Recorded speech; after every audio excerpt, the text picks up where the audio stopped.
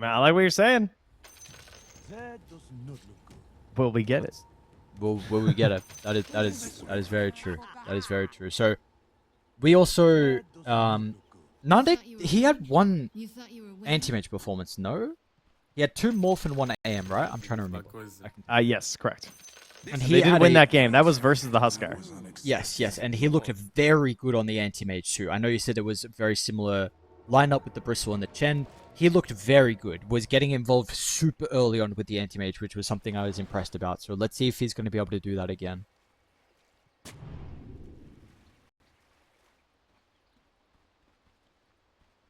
I feel like we're kind of set up for a pretty exciting game. I feel like... Yeah. I'm trying to figure out who I favor. Because, like, on the one hand, it's Chen. On the other hand, it's Monkey into Puck, which has looked disastrous for the Pucks in a lot of situations. And, like, the lane... there's been so many games lately where you get this matchup with the Monkey King into the Puck, and the lane just bleeds so hard into the sides, which is kind of scary when you have an anti-mage. Yeah. I look... I'm going to say it again, my friend. I'm sorry. I will repeat myself. I think if it goes Orchid, I think this is a very, very big outdraft. Freebie. Freebie game with Orchid, eh? Yeah. I think so. He's got Blade Mail queued up. Look here. Armor. I see. Some value. I don't know, man. Please. Let's see, we're Grandmaster. I'll stop saying it. But we'll see what we get. Noticed what he went... Yeah, so we went the Snot Rocket. We've seen he's been pretty good on the Bristlebacks. The Dark Willow's going to be able to find some stacks. Is there anything this game in regards to the itemization that you were hoping for out of the Bristle? I think it'll largely be the same, mostly aura-based stuff. It's hard. I mean, it's very physical. Like, Crimson looks pretty okay again, right? That would be the way to go. I'll be interested to see the Snot Rocket plus Puck Shard. Whew, big zap. Big zap, but unfortunately, it is not going to be enough. They're going to be able to chase down Triple S. It's going to be first blood for Squad X, which is somewhat important in a bad lane. We will see if this can really help out now against the Monkey King matchup. Yeah, that's great. I know. Maybe he'll lose a courier or something too, which I think might have been the last time that happened. Believe so. Speaking of couriers, don't lose it.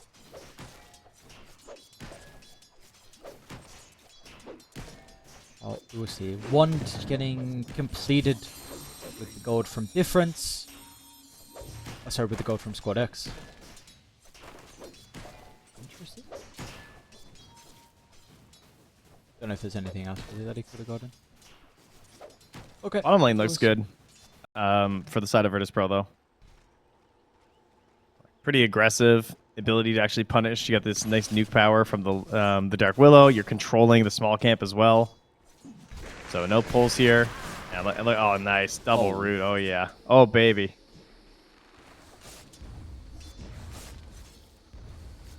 Oh, not Mario. I had nothing on sad. Yeah, it looks like it's going to be a pretty good lane for VP. Their safe lane is the one thing. We'll see how this one goes as well. On the Triple S, if he's gone pretty stat heavy on the Pango. Nice that Shaman has got pretty high damage too. Nice to know the ring.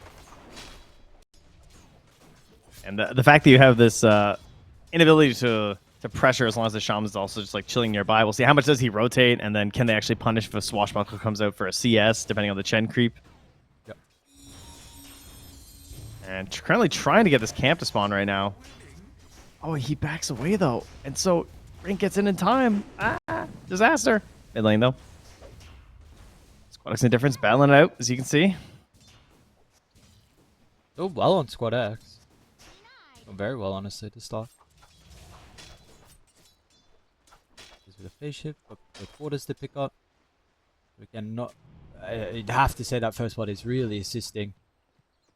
There's also a Grandmaster box. It must be comfortable. Problems completely out of mana. Unfortunately, Nande, the Chen is a little bit away, but should be able to get there in time. And regardless, with the slow, they're going to be able to catch up to him. So, second kill, going to go the way of VP. Nande once again showcasing he's got not a bad anti-mage.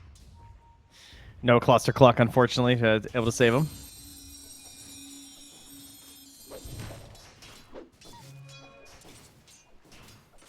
It's a good thing you guys weren't watching, but Woe missed the flag bear creep under tower, so that's tough. Oh no. That's when your support just side eyes you like, really, dude? Like, I get that's it. That's my creep. You can't help me out here? And then you see the other team get the flag bearer. Like, Yeah, exactly. Carry diff. On, What can you do? oh, he's really not lost. I know, we keep looking away every time. He's missing a few gimmies, unfortunately. Yeah. Squatter.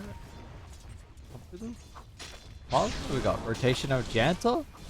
I should give it over to Triple S, but not really going to pressure Nande. Maybe they'll move to Rhine instead. Should be a kill they're going to be able to find. It'll take some time. Chen's got to stick. At least Nande is going to be able to go back under the tower and get the wave, so he's not missing anything. Rhine is taking him on a merry-go-round. It will really waste a lot of time. Oh, imagine. If it... No, wait. Wow. Ooh. Nearly able to find something there, but yeah, that was a ton of time. Oh, Courier, again, dying here from Jess V. No cares for the bear, Courier. Cruelty, I would even argue. I feel like this is one thing that pro players can up their game in. The Courier micro. People can micro like summons and everything so well, and then their Couriers, they just don't care about it. It's alright, let's just feed them. That's fine. It has been a learning process ever since. I still feel like it's since everyone got their own, which is ages ago now, and yet it still happens. So we need Marcy guys here. Immediate flying couriers. Helping out. HP pools. Forget that. Marcy does that. There's some... yeah, I mean, we were speaking about innates before that we forget. That one's definitely one. Scanning at Roche. The runes as well. All these weird little innates. This mid lane is going quite well for squad. 11 denies, yes, but I think he's getting much more out of this lane than what we have seen in the past in some of the Puck Monkey King matchups. Yeah, he's able to go get his bounty run here too, so he can just keep orbing it up, spamming it, and potentially look for any sort of an aggressive play on the side lanes. Are we able to check the net worth real quick? I just want to see the difference between the Puck and the Monkey. Puck is ahead of the Monkey in net worth. Ah, yikes. Yeah. But again, the first blood. Yes, that is true. The first blood helps. And the big thing you're saying as well is what the Monkey can really do across the map. You maybe can't make... You were saying that you can kind of bleed the advantage mid into some of the side lanes, which we may not see as much at the moment because it being good for Puck, but still the game with the assistance of the Shadow Step could be something to keep our eyes out for. They secure a power in for Squad X. It's just a regen, but... Chen and the creep coming mid, Dark Willow on the bottom. Shaman was making his way there, but he's a little bit late.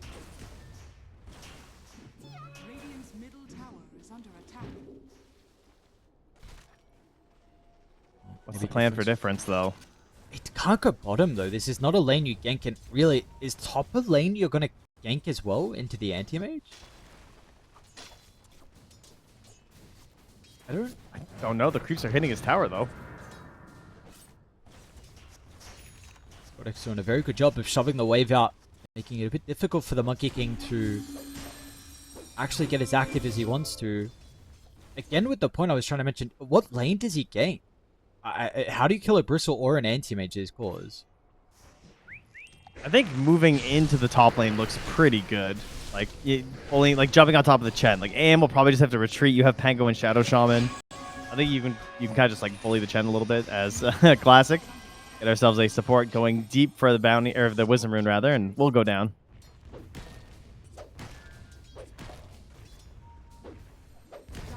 Okay, so you feel like top lane, though, is that the lane that's going to be easier for the Monkey King to gank? Yeah, I think so. I think you can go up there, you can bully the Chen a little bit, grab a kill. Seems doable. I mean, of course, you have to watch the rotation of the Puck, but now there's no Dream Coil right now. Yep, so no counterplay does give you a big opportunity to make a move. Maybe bottom low might be vulnerable. Runs into the bramble. They're trying to stack up the goo. TP down from Monkey will keep Woe alive. Maybe we'll look to Jesv as well. Looks like the TP is just good to keep the carrier. Yeah, there's no dagger to immediately slow or anything, so Monkey can't move into that. It is 8 minutes. He's going to try and battle up with the puck for the rune is up top. Triple S is forced under tower, but the rune is up top and Problems just takes it. What is that? Okay, it doesn't matter. That was a sick timing of the one, though, to stop the Mana Void, but still dies.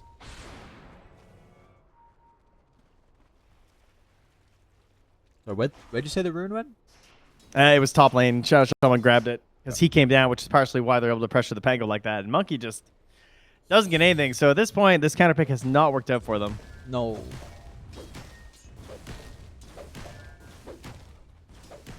It has not. I wonder what the build's going to be regardless from Puck this game. On defensive items, single target control, that one move we're playing with. We'll see if it's just going to be the stock standard here for Puck or if there's going to be any differences. Janto, another rotation through the portal, but it is scouted out. We've seen this ward a couple of times now. I don't know if it was VP the other time that placed it next to the rock. I wonder if we'll see the earlier eggs again. Yeah. I mean, it wasn't them who did it, but in theory, this idea of earlier Puck eggs plus the bristleback could be really strong.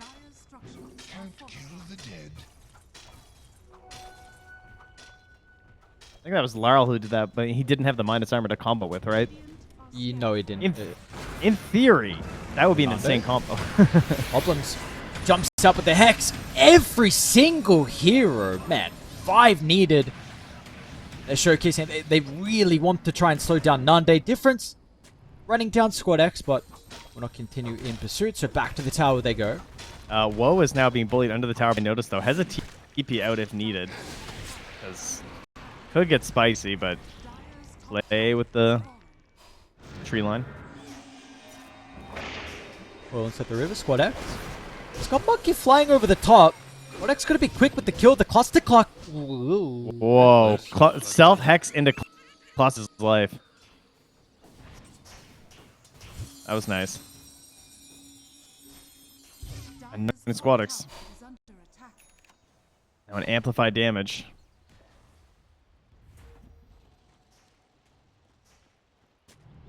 He's going to be able to make it out of the runes. I mean, there's a couple lanes that I'm surprised with how well they've gone. Mid is definitely the big one, but Pango being top net worth as well. Maybe one thing I thought would not happen. I thought he would be a little bit further behind.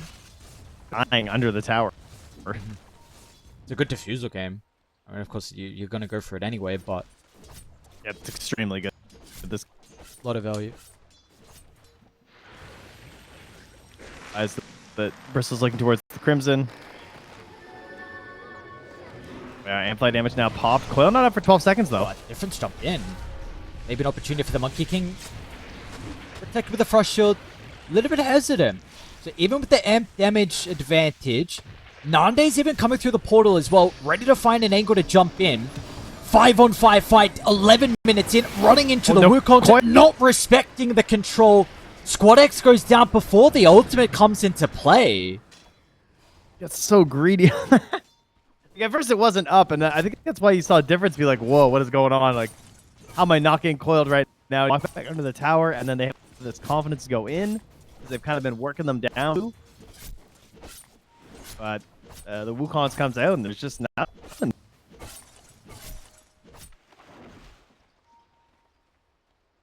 Could have been a big moment there for Puck to really get out of this game. Amp damage, rotation, slowing down the Spectre. This coil is back up. We'll potentially see it for a fight over the power rune if one does break out. They've got the numbers advantage at the moment from Dire. It is going to be a bottom spawn. Nothing too crazy. Bristle is dying, I think. And a god used over on him. Whoa. Trying to chase him down. Is that Chain Frost, I think? Still a tough one, unfortunately. Able to get the chin. Shadow Shaman close to level 6, though. Maybe some mid lane. Could find a little bit more X.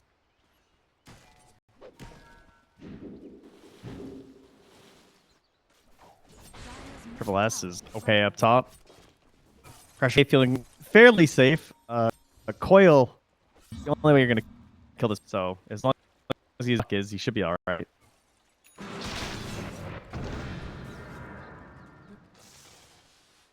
Maybe Park's not wanting to make many aggressive moves after what happened down bottom. So game is slowing down a little bit.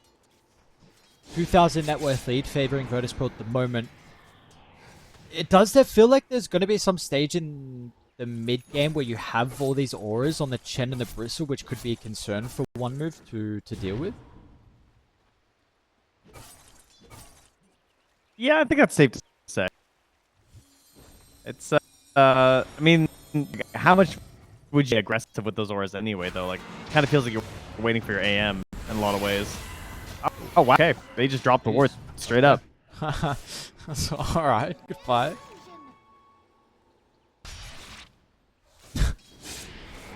Would have been nice for them to potentially use it onto the tower, but they guarantee the kill.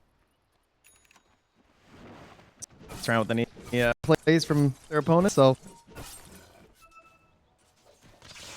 maybe a Maelstrom for the Monkey King. I think, into the Gleipnir, that's a good choice. Some Monkey Kings would go, I'm sure, but wants to go for something that's a little bit of both worlds, and that's a catch with the Gleipnir. Draft stuff Hex here from the Shaman. Quite a defensive Wukongs as well.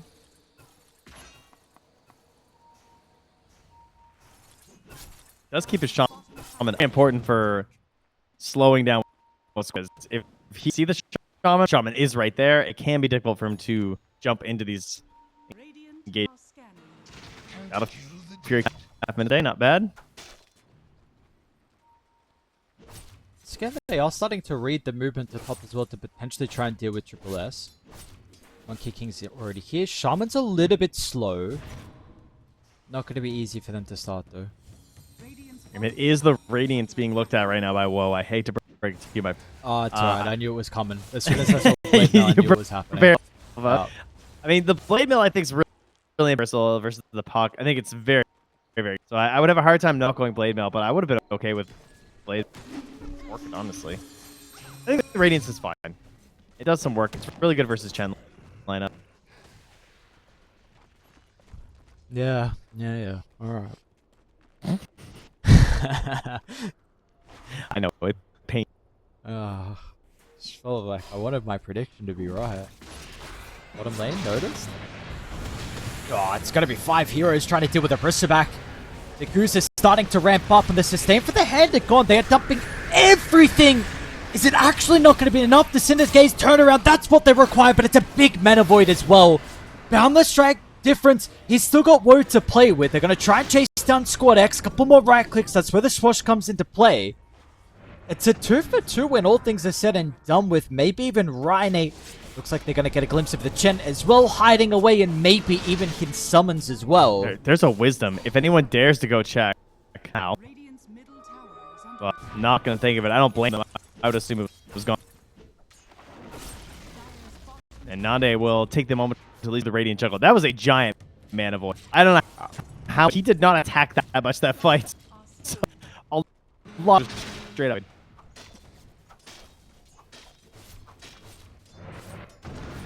But it's a 2 for 2.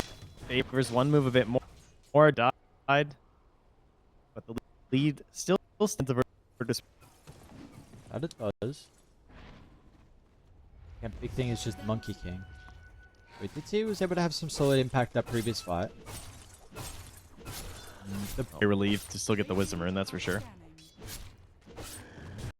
Maybe even some concerns on how survivable Bristle was as well, which I feel like only gets more survivable once the items are picked up and the game goes on. So yeah, that was a problem. He lived way too long. Level 12, shard into pipe, looks like for Notice. We can definitely, I mean, Virtus.pro has some very good counterplay. Coil, Terrorize, and big things for them. So something that one move maybe need to respect a little bit more when they're trying to dump everything onto the Bristle. They already couldn't do it then. Again, like, the game goes on, it's not going to get much easier. That is one thing. This is the Xiao Shaman talent with the Hex break is that a lot of breaks are difficult to use. Like Shadow Shaman or sorry, Shadow Demon, I guess, is one of the easy you get the Ags. Yeah. But that's obviously very expensive. But Shadow Shaman, you get the level 15. You think about actually Silver Edge and get the break. You can't even guarantee that in a lost situation. Sharpshooter, you know, you kind of need a stun to set up for it. Hex is just like they will be broken. So later on in the game, in those situations, you can commit onto the bristleback. Because we're not, unfortunately. Does... No, actually, never mind. Okay. Well, actually, does... Can they get a hot... No, okay, never mind. Don't worry. I'll start with my question. Buy a heart. Mid lane, monkey, with the help of the wards. This time they're going to use it for siege on the tower.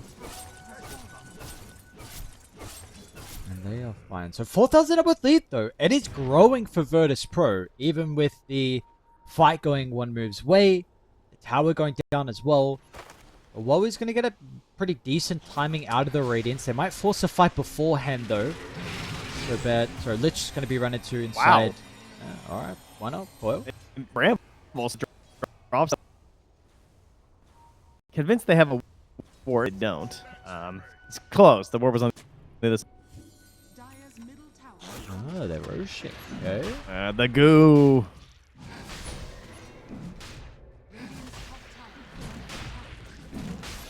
We'll take a little bit of time, but they're going to get there in the end. I mean, once you get Roche down to 0 arm on, you know? Yeah. Getting close. Right, this will do enough here with the minus armor. Let's see how they get the ages.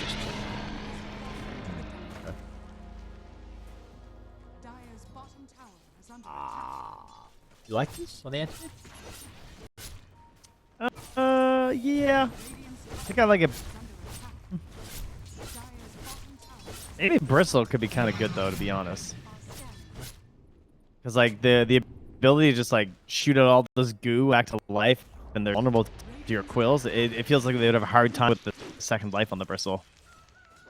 But you know, Anti-Mage gives you a different idea. Gives you a chance to just play a little bit more aggressive, and it is hard for them to kill him a second time because you would assume on the first death they'd proxy Rolling Thunder. Yep. It's probably not gonna be.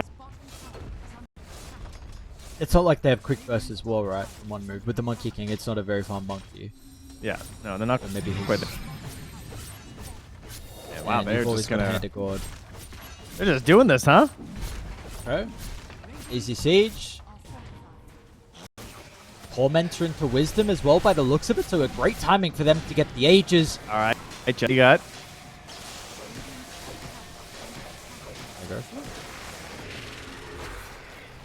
Dude, he... No, he didn't. No. Oh, no, he They didn't. stole it. Yeah. Dude, I for a sec, I'm like... I thought the dark really roll icon, got I me was for like, a second. I was like, how? But he just got the... Okay. Woo, man. He paid me for a second. I was like, wait, are you serious? How did he get that? Okay. Well, they got both Wisdoms. So that's something. You will take that. And... See, notice posturing quite aggressively. We've got some heroes playing behind him. Radiant are converging on the location. They've got a pretty good cliff ward as well over to the right side that seeds the outpost, and some of the other members on Dire a bit far away from the Bristle, but you know, we saw how difficult it was last time. It's even going to be harder now, and Notice knows this.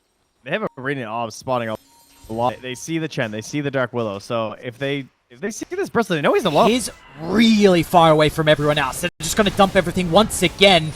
Chain Frost, Wukongs, and the Wards, all the ultimates in the kitchen. Thrown at him, and meanwhile, Triple S, it's a pretty decent ultimate. But the big issue now is, like, do they still have stuff in the tank to be able to take the teamfight afterwards? Because the coil after the Rolling Thunder expires, and the Mana Void. It's a gift that Pango does not want to receive, and they're even charging for more. Janta on the escape. Woe's nearby. Not much really the Spectre's going to be able to do. They get the first stun onto Squad X. Problems looks to try and move forward. Nande protected with the Aegis. They got the balance, but the Frost Shield. Well, they do whatever they can, but it will not slow down the damage from Nande. good reason to have that Aegis. Confident like that. There was a lot of gold going the way of the Monkey King. I think overall it probably Radiant just simply because the Dire aren't going to be able to push into anything too hard here. Good use of that Observer Ward. That ward really did everything. Planted by Jantor over there in the Eastern Rune Spawn because they knew that Bristle was completely alone. And they knew it for a while as well. They had that information for quite some time where they were finally able to get some value out of it. They are going to see the Bristle again. I don't... Are they getting a little bit too cocky now? Like... Yes. What? I don't know. That was I got crazy. There's no way. Trent, what was that? And wait, Triple S? I don't know. Was dead too. He got coiled. Okay, Nande's out. Puck is out. Maybe the Monkey can catch up, and he will be able to. Nice boundless from Difference. They shift there at the last second. Is the blinker be up? It is for both of them. Oh, the jump! Oh, is he going too far though? Phase shift is out of mana. They're not gonna... Oh, boundless. No! Oh. Is he actually alive? Oh, he's so close! And now Janta's not? Oh no, the poor Lich inside the Rootbot. Chain Frost is cool and all, but unfortunately it's not going to be enough. There's a Wukong? What's going on? One move, what are they doing? What is this past minute and a half? I mean, the Wukong's is... Alright, we lost the Aegis. The Wukong's is now expired and they'll wait for the Golden Armor to go away.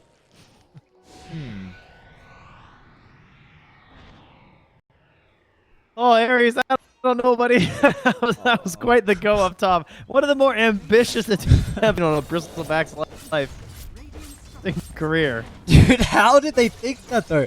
The 2 times they killed him, they needed every single ultimate.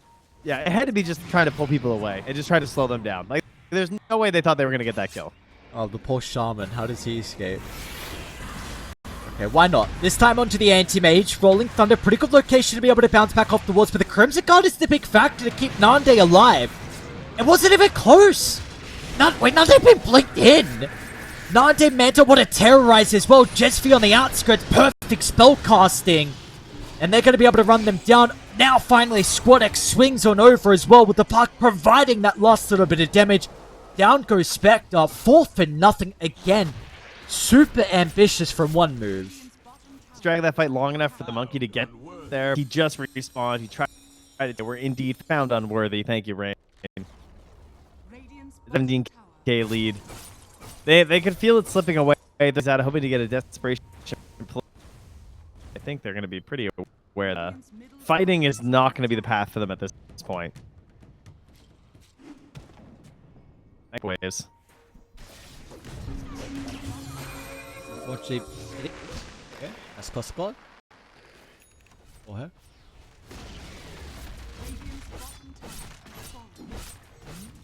This Nande carry. It's not bad. It is really impressing me.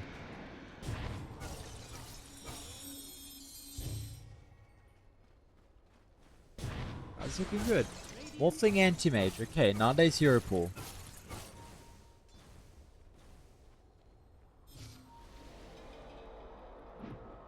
One move now. Back to the drawing board and can't give you much confidence with seeing the only time you killed the Bristle is using everything and Squad A. Monkey King. Shadow Shaman once again is in okay position, but unfortunately the Hex is not going to stop that Wukong, sorry, the coil. No difference will go down. Dire's top tower is under attack.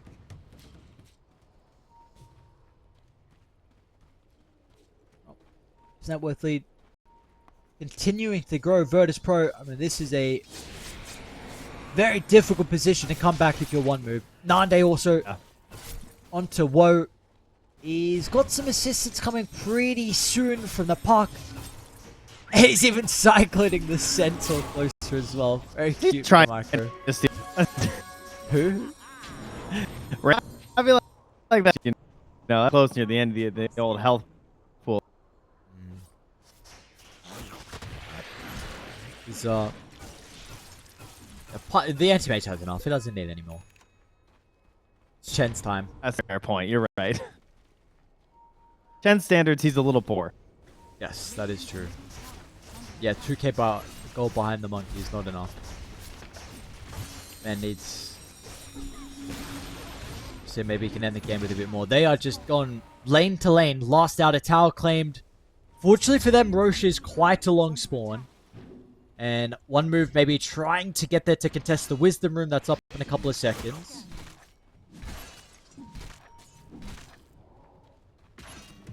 I don't know. Otis is more difficult to kill.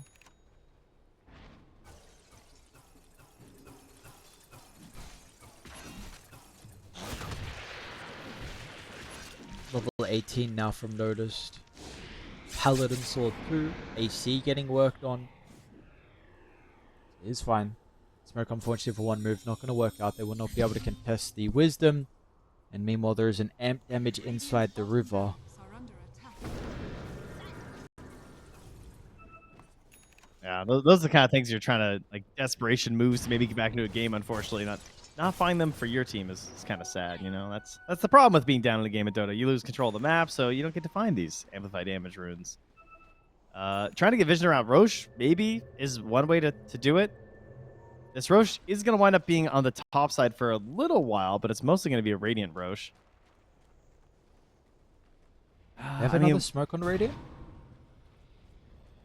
I mean, we got Chain Frost, but it's only level 11 Lich, so getting that up to 12 would be nice.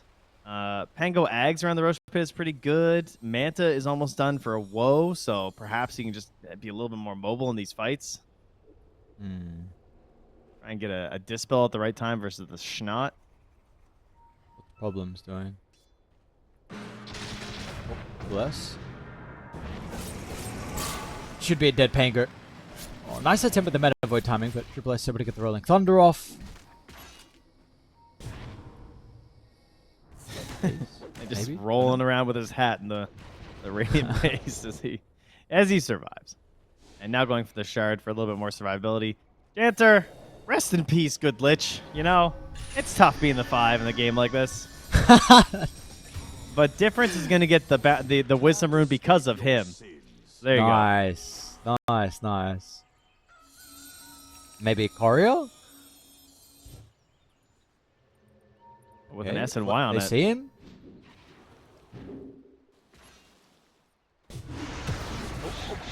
What?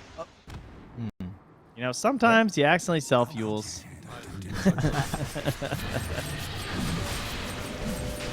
But it's Roche and the banner easily going to go the way of the Dire. Really little chance you're going to have any hope at contesting this as one move. And unfortunately, their high ground defense is not great. Truly, the best hope they have will be a Boundless Strike into setup for a Rolling Thunder and a good... Oh, well, hold on. Okay, this is a big freebie. Dude, No way. He has no blink. Is he He's actually dead. Okay.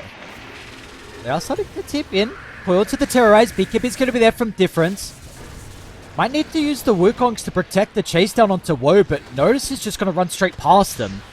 Boundless gets some separation.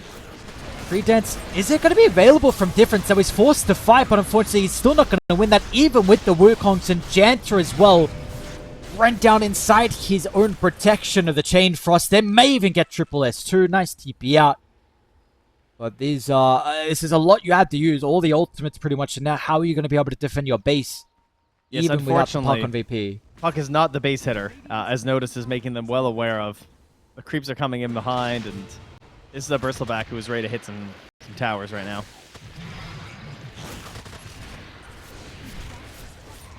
Hit some towers, you shell.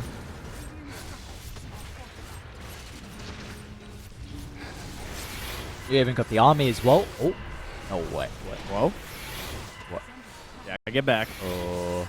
Oh, don't.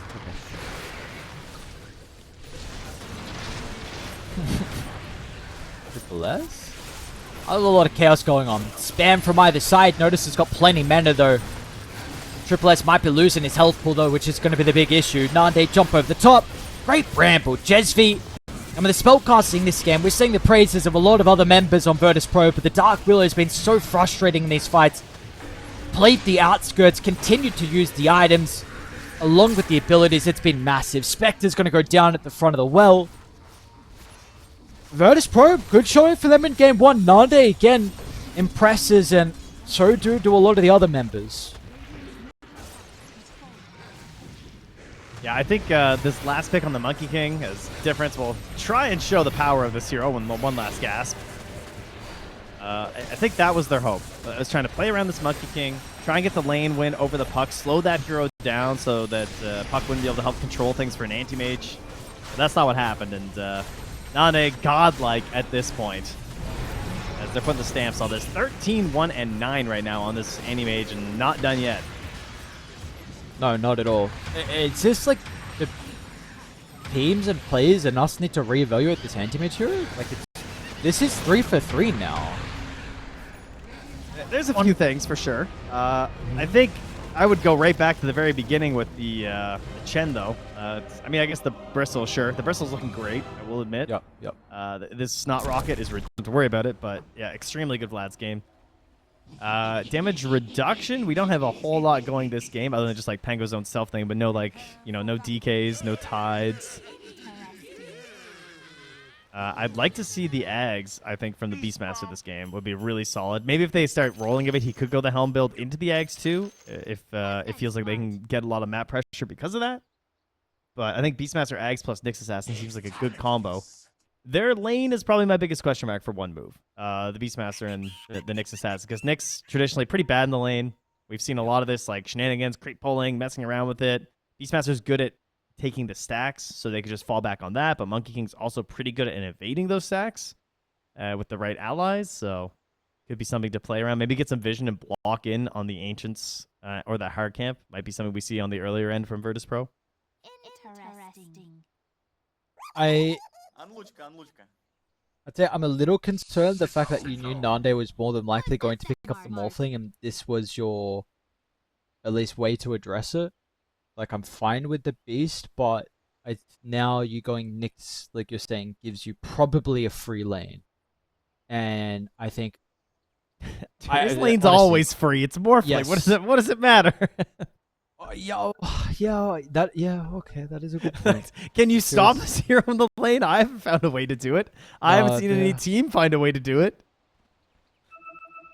So maybe you could slow it down a little bit, but I'm not sure if you're going to slow it down. And I don't particularly want to see Nande off to a good start because he is actually been the best carry so far.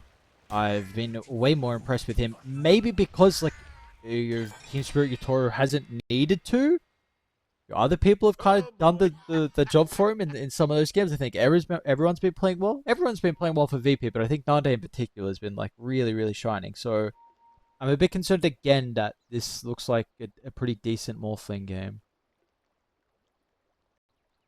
Yeah, killing him looks annoying, as it usually does. So let's see what they can cook up. Little pause. Hopefully it won't take us too long. There we go. Get underway pretty shortly.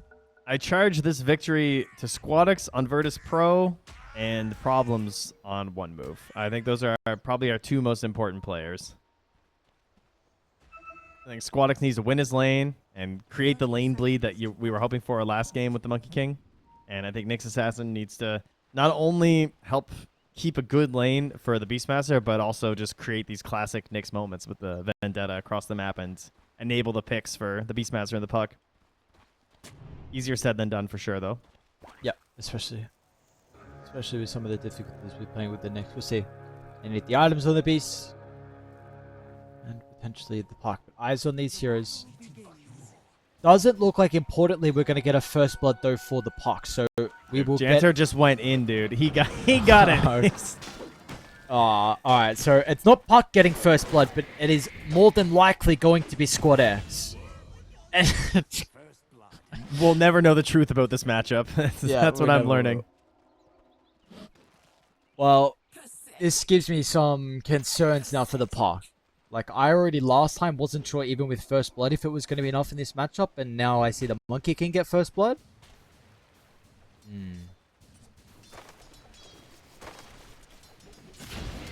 We shall see. That's 9 the range creep down bottom. This will definitely be a good start to the level 1 for them.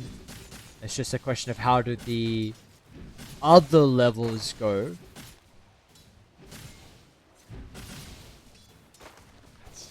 Feels just so annoying to even put damage into a Morphling.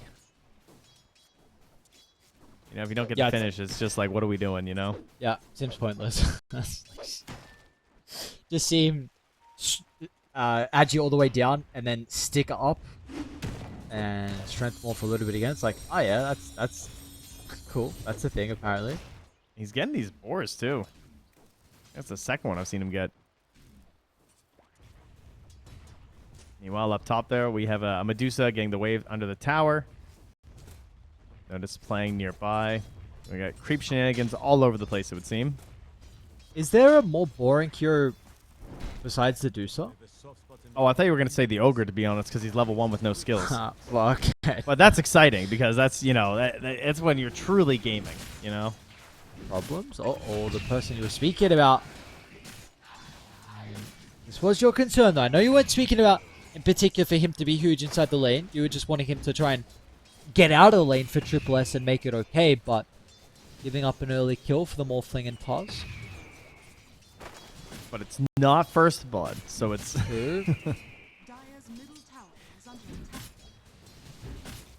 The bar is low. That is for sure. Up top, Janter finally gets level 2, and so actually he's able to cast some spells here. Unfortunately, it's going to cost him his courier. And by the time he gets level 2, they've already forced him under the tower, so no real chance to run down this Muerta that's been bullying him a lot. I'm going to try and open up a small camp. In lane, even aside from the denies, but the wave is coming into the Monkey King, so he's essentially got a one-wave lead at the moment. Fine. Okay, not bad. Nande not going to be able to also get the rebuttal kill onto Triple S. And Muerta. Really? Yeah, man. Wasn't the expecting Ogre, that's so much damage. He took 605 damage from Ogre. He got blood grenaded. He got hit for 300 damage from the Ignite. A couple of punches. It adds up fast. Okay, nicely done from Jandler. Got some kills in the side lanes. Looks like the carries farming pretty well. Nande's actually only got 9 last hits at the moment, but that'll pick up pretty shortly. I'm really intrigued. That's actually very impressive. I mean, some of those are boars too, so yeah, he's having a hard time on some of these. Yeah. I think they're like double denying. I thought maybe they wouldn't be able to play this lane as much as what they are. Like we've seen Nyx often go for the pull. Apparently this is not being the case in this lane in particular. Looks like they're going to start to do it though, or maybe contesting the smoke. He wants to go for it. Nane makes the call. He says, hey, we have the damage with tag team. It'll be close on Rain, though. Double pause. Oh. Okay, front buck forward. Don't know if he would have lived. Right, good call from Nande. That's worth it. Sacrifice your support to get a kill on the enemy offlaner. Short. Yep. And make sure your support dies so you can also drop items for him to bring back. So smart. That's how he's been doing well in the carrier. Because they get 1-for-1 trades, but then he gets the items delivered straight away. Meanwhile, Problem's running towards the mid lane. No obs here. He is just grabbing a creep. Okay. He's just getting a Satyr and going back. Fair enough. Yep. That later. Double null. Okay. A little bit different to what we've seen some of the other Nyx assassins. I don't know if this allows you to play the lane a little bit more instead of like the arcane rush that we've seen. All right, yeah. Gonna slow down the dig on this for sure.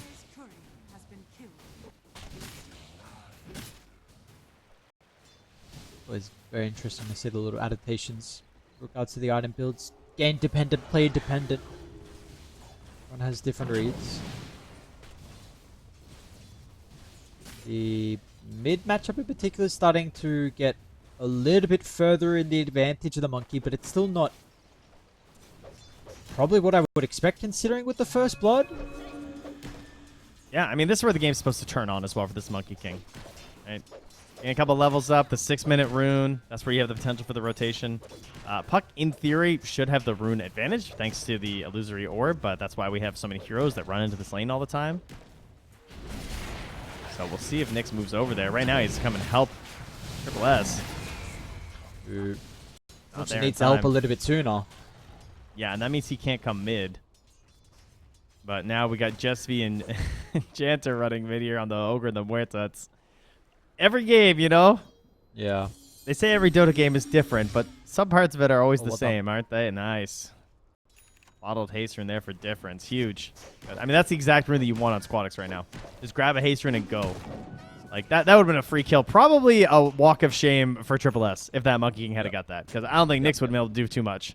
He would have had tag team Monkey King on top of this Beastmaster. They could have dove the tower with the Wukongs, and he would have been dead. Honestly, it might even still make that rotation even without the haste.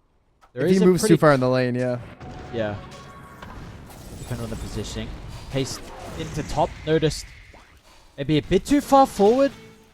He's positioned himself on the puck where he's avoided the wards as well, so they are unaware of this. Coil breaks it straight away. They'll try and do their best with the calling. It's making him work for the kill. Notice gets a little bit more protection here with a shield crash, and that is enough. And really big move. You waste the coil, bottom. You waste the haste, and Raine's probably going to be able to secure the wisdom. What a stun. Nice double stun. Problems gets it, but they've still got some issues now with the Wukongs. Mass TP's down to bottom. Triple S is going to be able to get in range. He's not. The Beastmaster's game continues to be difficult. Different. You cannot fight into this. I mean, they know that he just spent it up top. They don't have to be worried about anything. Morphling is still just hitting the tower. Nande, one track mind. Thankfully, that double stun did give them the wisdom rune, but it's a small victory when you're losing 2 there. Oh, this is a bridge too far, though. No. Can they go back, though? Can they chase this? Is there potential turnaround? Monkey. Okay, health. They're going to be playing with the tag team. Yeah, but Raine, with the lack of health, is a bit cautious about continuing to move forward, so not a lot of value out of the tag team. Yeah, not really worth it. Bag it up.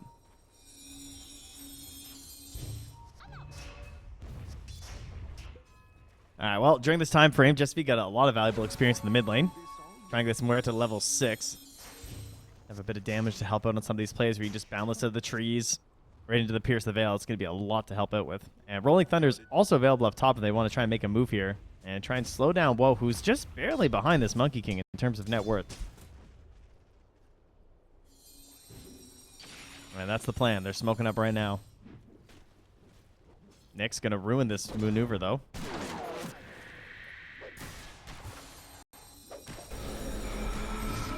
Man would actually die. Coil is online. Wow. But it ain't going to matter. I guess they just, yeah, they don't really have it. I mean, he already spent his spells. He doesn't have Vendetta to help out with. Ogre isn't great in those situations. Like this burst attempt, it's not really there with the 3 points ignite. No way. Really? This looks bad. Oh, that was a little awkward. Radiant's middle tower is under attack. Okay. I think. Okay, Wukongs is back up. He should be fine. Breaks the coil, actually. So we'll get the Wukongs off. I don't think it's going to matter. Nice mischief with the ignite. Stopping the tree dance. A big streak, importantly, Difference gets it as well. So where the puck was struggling, about 1,000 behind. Panko's going to attempt to move on in with the Rolling Thunder. Difference is not in a good location if they get the stun. Fly's noticed in, but it was a little bit too late, and Difference is going through the portal. Okay, it's fine. He went a bit far here on the Monkey. Well, Nande was already waiting. Difference. Okay, never mind. He doesn't. All right, that was good. That was value. But yeah, he went a bit deep there on the Monkey for sure. If they get the Medusa, sure, it feels really good, but that was in there really deep. And with the coil up, dodging the venomous volley, I actually thought he had it for a second there. Or, sorry, the Gorgon's Grasp. My apologies. Venomous volley, of course. The facet. Sorry. And he's already aggressive again on Squawks' Monkey.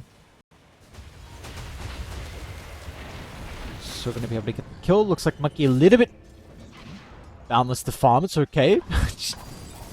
And now you got the Vendetta running down bottom as well. Nande's going to be cautious about his health pool. I don't know how low it is. It's pretty low. Needs more. Oh, he's actually going for the Monkey King instead. If they got it, they do. It was a good read. There was raindrops and 20 charges on Nande, so a little bit less reliable on that one. Dire's middle tower is under attack. That's a back-to-back kill now on this Monkey King, who just TP'd aggressively to go after this Beastmaster and then immediately died. Now Beast with the Helm going to continue to farm. I think Helm right into Ags would look great here. Yep, I agree. Man, this game is really stabilized. They were in trouble. I thought for sure that Virtus.pro were just going to keep snowballing this, feel really good.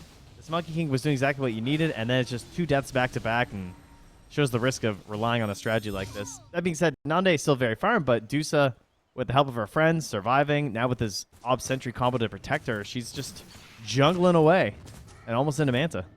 Yeah, incredibly farm. Then that Manta is going to skyrocket the farm even more. Help shove out a little bit more waves, maybe some more jungle camps. Interesting item build for me. We'll hold that. Notice. Oh, is there anyone else really there to use the Rolling Thunder? It's starting to come through a little bit slow. Got to be cautious about the coil deep inside their territory. It'll come at the last second. They're lined up for the stun as well from Nyx. He's trying to find the angle, but Problems is hesitant. Roar is out. Another death on the Monkey. Now notice, may be vulnerable as well. Gonna be able to hold him into place thanks to Dusa. Looks to jump in. Nande's ready to go, just waiting for the he gets the puck timing. Gets the puck replicate. Now this is the opportunity. Nande's going to have a free fight and he should be able to clean up. They will not have a way to address the Morphling. Already this stage of the game, you've got issues. And Nande, he's looking to showcase those problems. A little bit hesitant though. Does jump over the top. Should be able to secure the kill into the Nyx Assassin. Triple for Nande. So with annoying. Waveform back up, he is okay. Down to the low ground and reaps all the rewards here for the carry on Virtus.pro. Perfectly played. Basically transitioning a bunch of the gold from his allies into himself. Gained about 1,000 from that fight. The other side, all the gold went towards that Nyx Assassin. The gold the allies gave up, he takes back. That's what we do. That's the carry players. Man, that's such a good steal. Becoming Puck is just crazy on this hero. It's not insane quite yet because there was only, I think, 1 point or 2 points in the waning rift of this. But I mean, you already saw it. Like, he just jumps on the puck, silences the puck, ruins his fight. And then you're just so mobile, so much nuke damage on the Morphling when you do this. A couple things. The Monkey going Mage Slayer, I'm a little bit surprised by. No Diffusal against the Deucer. Yeah, he is Diffusal. You're right. On the Monkey. Oh, I'm sorry. I meant Pango, but okay. Ah, that makes more sense. Yeah. I guess that's the logic, right? Yeah. So, much more survivable is noticed.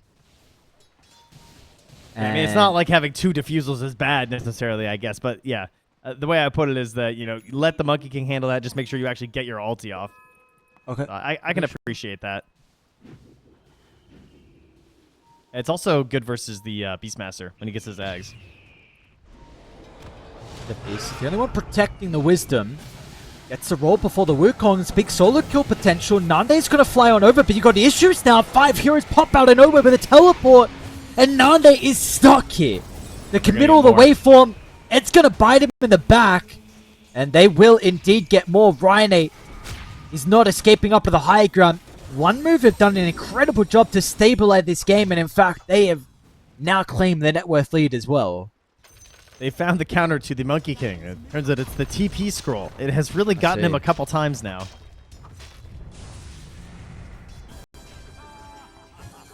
Shield Rune Pango will stick around for a little while, but it's still not enough to help him push down that tower.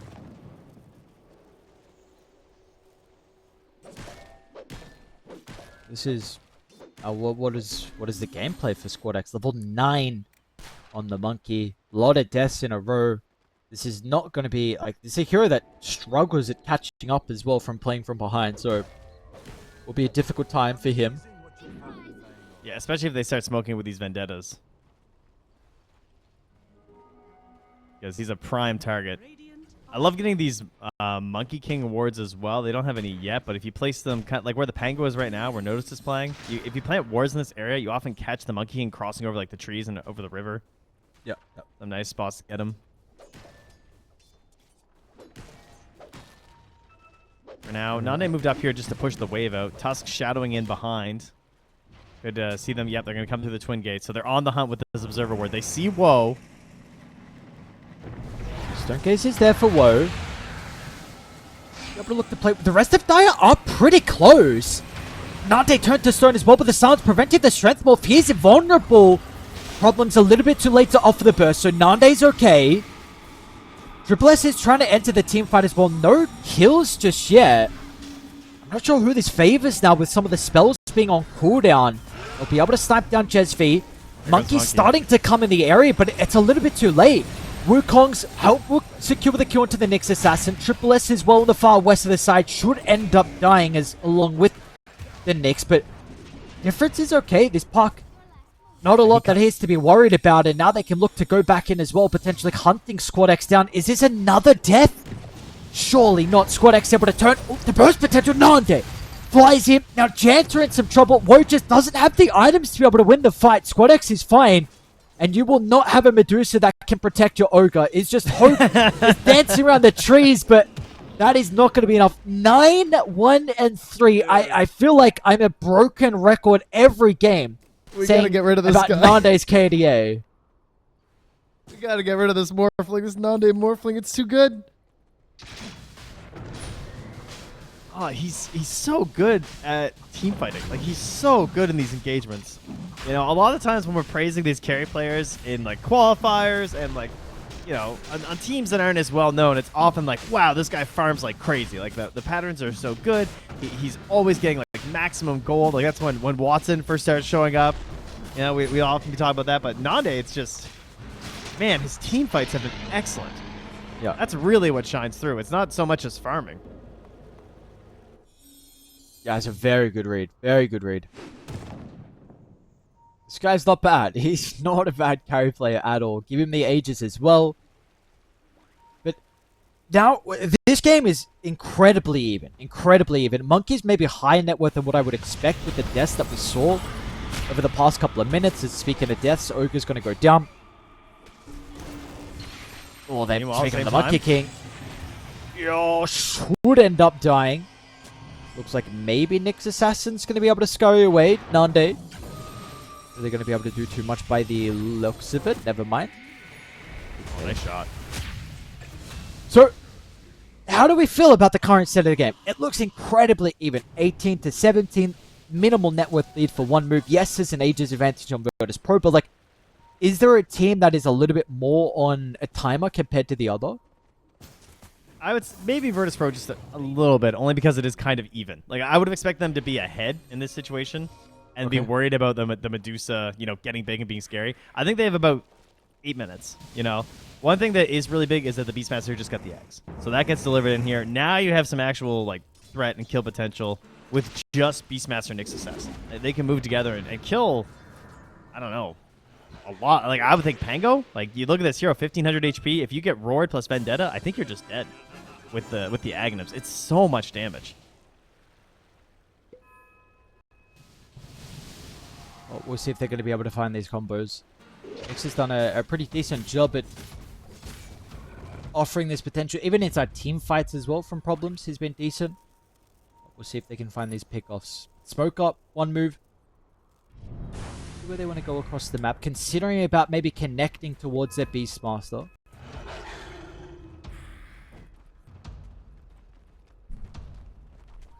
And more VP kind of mirroring in their own sense. 5 heroes standing behind Nande's Aegis Morph.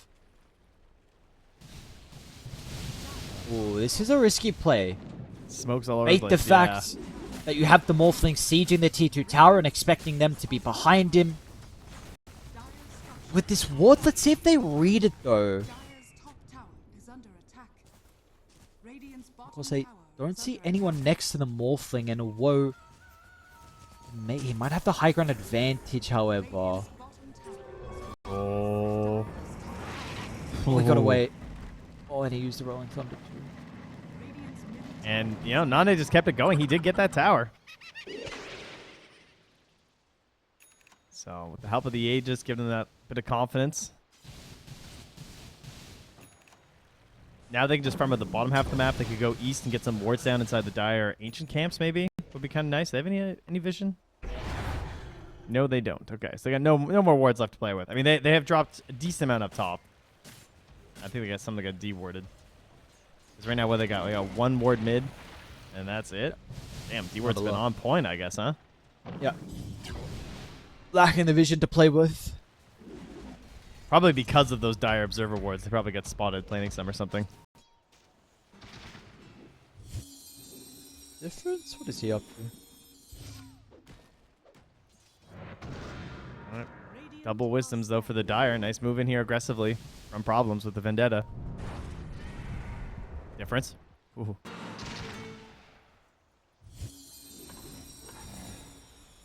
It's alright. They are starting to move on down bottom here.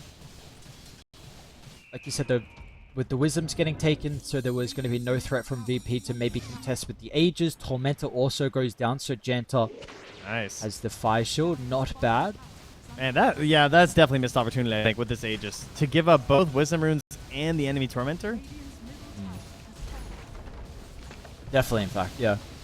Maybe you were hoping the Butterfly came out a little bit earlier, but probably still you can force a fight even without it.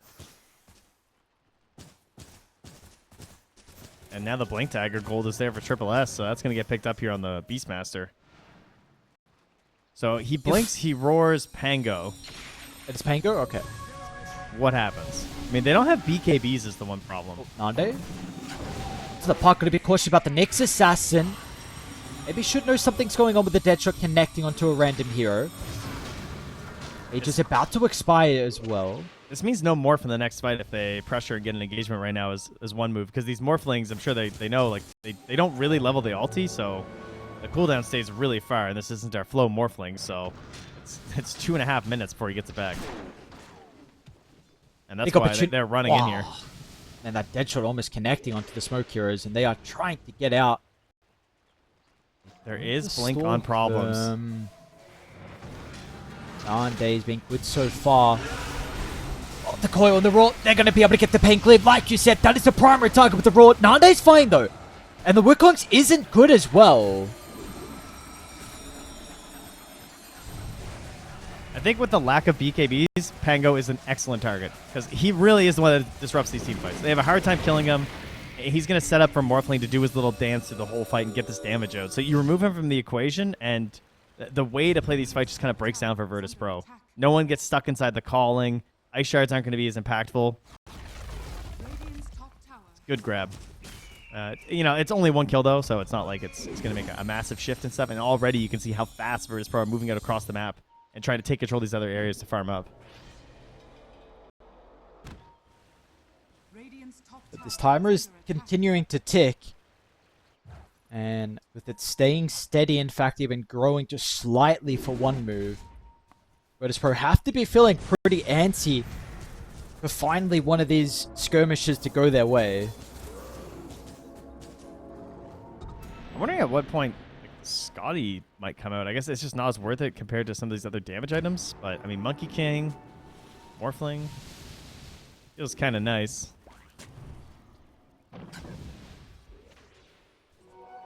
Problems could be in a great spot to be able to pop the smoke. Maybe sees the Monkey King. I don't know if the monkey was smoke. We'll be able to get away by the looks of it. So nice read. They have a scan. They could blink dust here, maybe.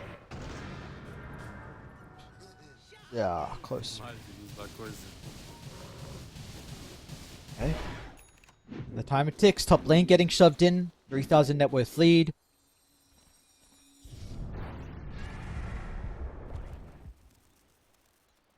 How do you address the roar on Pango? Is this a Lotus or Lincoln's he's looking at next? Currently, he's looking at eggs. Okay. Don't get roared, you know. Oh, yes. Yeah. That'll be the plan here. Well, you That's always fair have point. What, to not get roared? Yeah, well, that, but no, they don't have the best options versus the roar. Like, Lotus feels kind of awkward. Lincoln Sphere from the Morphling feels like the BKB is equally as important when you look at some of these other heroes, like the Puck especially. Even with the Manta. Ogre chain stunning you. BKB really would give you just a little bit of freedom.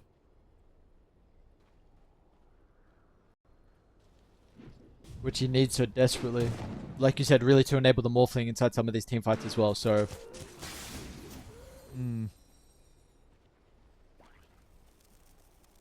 We are in prime position, though, for this upcoming team fight. It's really going to be based around Roshan. Unfortunately for Dire, it is going to be a die side spawn, so they'll have the outpost. Buybacks are lacking for everyone on Dire besides the Nyx Assassin. I mean, I guess really what it is that Notice is just going to put his faith into his Tusk, so we're just going to have to watch for rain. Like, it's going to have to just be Blink Snowball. But that's when you have the puck double coverage coming in there, of course, with the Dream Coil, because if you do that, he can't Snowball. Problems is going to find Rain, and he should be dead here. He was ready for that. Is he living Blink now? No, he should die. They got the nuke. I was going to say maybe they coil, but going to be blown up. They also see Nande farming top lane. Don't know if there's really much they're going to be able to do. Someone's come through the portal. The Monkey Cut King. down. Oh, are they actually going to be able to blow him up 4-0? They are. Triple S. Not even requiring the roar as well. Like you said, cut down from the tree. And man, VP just slipped up a couple of times this game. And this is now free Roche by the looks of it. Oh, man, this Aegis, a little bit of banner for some pushing in here, too. Oh, it happens so fast. You come through the gate, you get chopped down from the tree, and map control gone. What is Nande going next? I mean, he's going for his BKB. He's been working on this for so long. It is nearly done, but now it's Aegis Medusa having to cut through this twice. I feel like I just want raw damage on this Dusa. I want some more oomph. I'm still not feeling the oomph from this hero. Is that just me? On the wait, the Dusa or the Morph? On the Dusa. I don't know. It's not super scary Dusa yet to me. I feel like if she's still standing in the fights, because there is such decent mobility between Pango, Morphling, and this Monkey, I feel like they're just gonna get out. No, I agree. I'm wrong. I want the red damage item. Yeah, against the big Morph. damage. But you know what? There is. I'm not accounting for Bloodlust. You know, that's a pretty big factor for sure. Okay. Yeah, against the Pango as well. I know we're speaking about the Roar a lot. Wait, they're gonna take a fight here? Did they see the Monkey King? Maybe they've got a glimpse of Squad X. With the right side, they try and get towards the backline, but the puck take control might be blown up. Not a bad start to the fight if they can get rid of the mid laner. He's somehow alive, and they are not. Squad X doesn't even get the Wukongs up. The fight occurred inside the lane. He was not expecting that. It's just nothing is going right for Virtus.pro. They started the game well, but it's just one move. Constantly have the advantage inside these team fights. Yeah, I take it back. Bloodlust is doing its thing.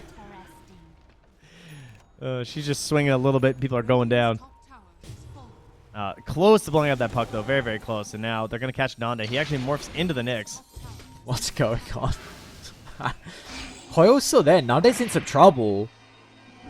Up the coil. They're going to take the haste out of his face, so no chance of using that to escape. Waveform up, but unfortunately teleport still on cooldown. They're going to miss some stuns, but they got the point click. 5-time streak. Problems takes it. That was the man for you. You're saying for Dai, he had to have a good showing this game. He's been pretty good on the nets. Yeah, indeed. Now they got that creep wave coming down the middle lane. They can just shepherd this in. And if Puck can just heal up rather quick here, I mean, I don't see why you wouldn't want to poke high ground right now because they just grabbed another kill. Just jumping with the roar.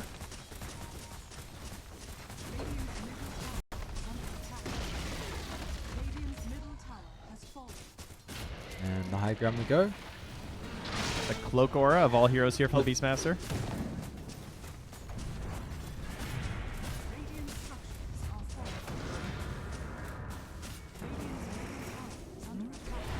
Looks like the Bloodlust is doing it. Well, yeah, it's definitely doing it. My concerns were unwarranted. That's a lot of damage. Paradzma queued up.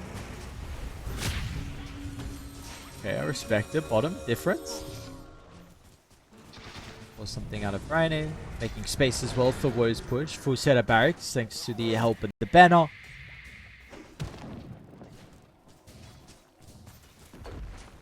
Radiant's middle barracks has fallen. They stop. There is a amped up amp damage Ooh, inside the river. They're actually going to double back. Ooh, wave coming in. Notices what?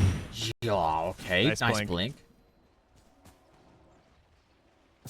Roar is back here. They had to be cautious. Nande has morph back up in 15 seconds. BKB as well. How do you take the angle there to get into the team fight? Not a lot of trees for the Monkey King to play around. Smoke's going to pop on the low ground. Nande, the morph out of the base. So give him time to reset the position. The Deucer is still just sieging, though. Tier 2 is bottom, so we have to reset a little bit here, but they're just going to take that gold, scoop up some items. We got an Octarine now finished for the puck. And Nyx Assassin. Smoked up, hunting. Will we lose Monkey King again? Oh, Halbert noticed, okay. I don't hate it. We will see. He'd be quite away from Squad X, unfortunately. Nande quite away to the Bloodthorn, it looks like, so no real big items we're going to see shortly from them. At least you are about to lose the Ages, and they may be able to take a team fight preemptively set up for the push down bottom. Got a good higher ground ward. You don't want to run into problems, though. You need a better hero with all this setup they have. Oh, he's going to get spotted here. Okay. Oh, he saw the task. He saw the task and they know they're going to wait for the reinforcements to show. And they'll bait the Nyx Assassin on the run through. In fact, they will even maybe leave the area, so feeling like this is actually not a location now they can now fight in.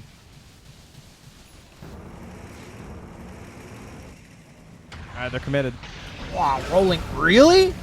Into the Raw? Force Staff keeps the Deucer alive. The Penguin's just dying inside the ultimate form.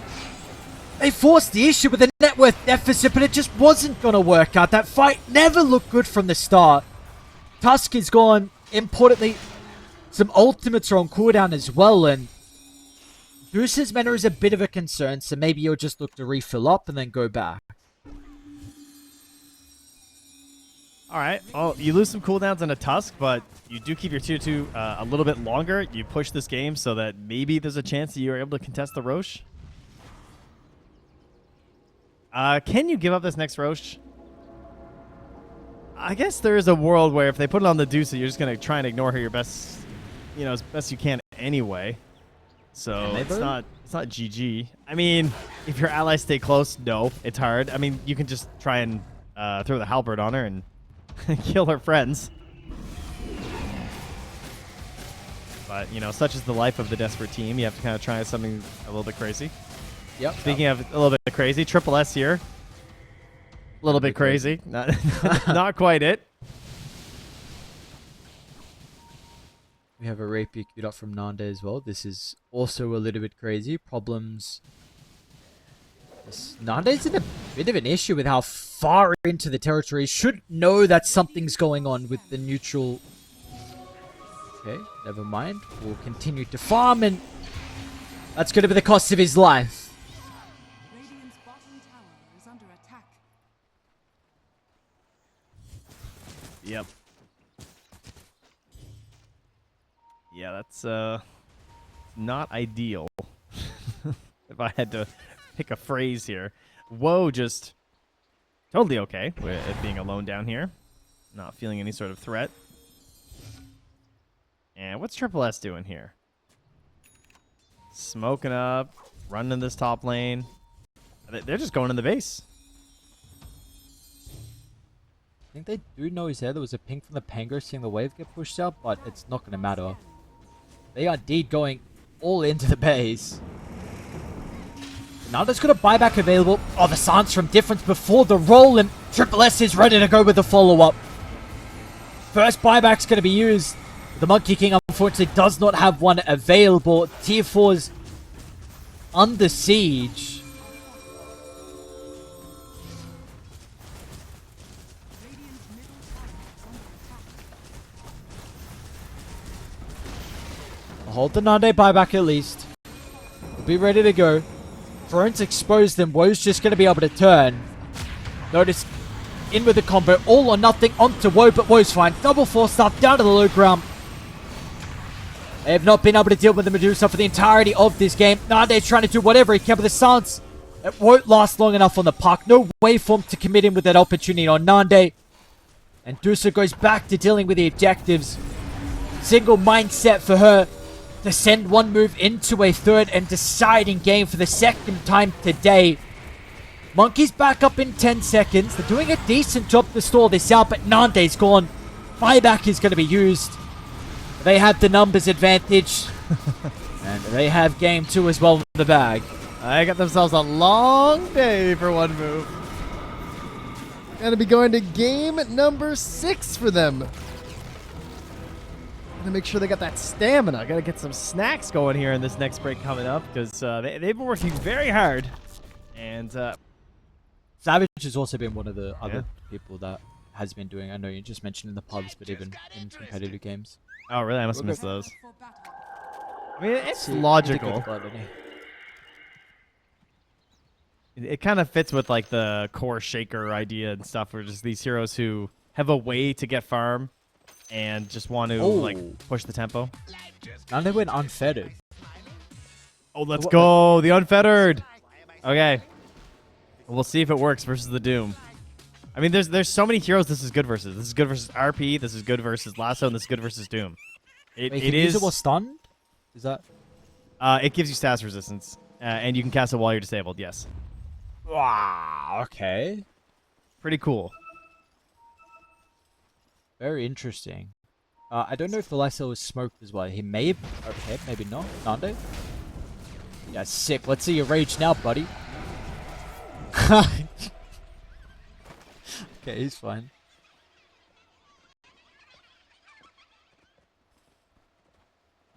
Oh, level 1 unfettered. No, I don't. Can't I just say I mean, rage? it's still 60% magic resistance too. That's the thing about it. Like, you don't get the immunity, but it is interesting. Not a lot of people going for this, but it really does make sense to this game. If there was ever a game for it, it has to be this. Like, you get it off before you get doomed. That's gonna help reduce it. You get it off while you're lassoed. You get it off while you're RP'd. Okay, I'm excited. I mean, it's Harry Nande. Doom? He's been clutch. He's been massive, absolutely massive for VP. So let's see. Let's see. Apparently, this lifesteal is a hero. I don't know. Eastern Europe showcasing. I don't know if there's something going on in pubs right now, but people have been theory crafting some of the other carries like you're mentioning because the pool is a bit limited. Maybe one of the better ones to deal with the DK along with the Alchemist. So interesting stuff. I do think we didn't really get a chance to talk about this Storm Spirit near the end there since we had to figure out where the hell everyone was going. I think in a vacuum, Storm is the best hero for their lineup. Like, if I just had these 4 allies, the hero I would want the most on my team would be Storm Spirit. I do wonder how much of a game he's going to get based on these enemy heroes. Because, like, they're pretty greedy on the Radiant, but they're also sort of okay at, like, standing their ground in some of these situations. I don't know. I'm a little worried about, like, trying to get this Storm Spirit snowballing because of the sniper and... But, again, if you get the way the game is supposed to go with a Beastmaster, you should be able to open up these opportunities for the Storm Spirit to make these zips in. Sure, that is true. I think the lane is going to be the big issue for Squad X, though. We are currently seeing that, even though it's 5-0, the sniper is really proving to be a bit of a factor here. So the one advantage I think VP have is just the fact that their supports have an easier time with rotating to the mid lane, which can then help secure runes and potentially even dive the sniper with like level 6 on Squad X. So maybe that's how you unlock his early game. Yeah, and we have seen these games before too, where the Storm just dies to shrapnels before level 6. A little bit of mispositioning, so that help is certainly going to be needed. Dive here from Janter just to put as much damage as he can on the Just V.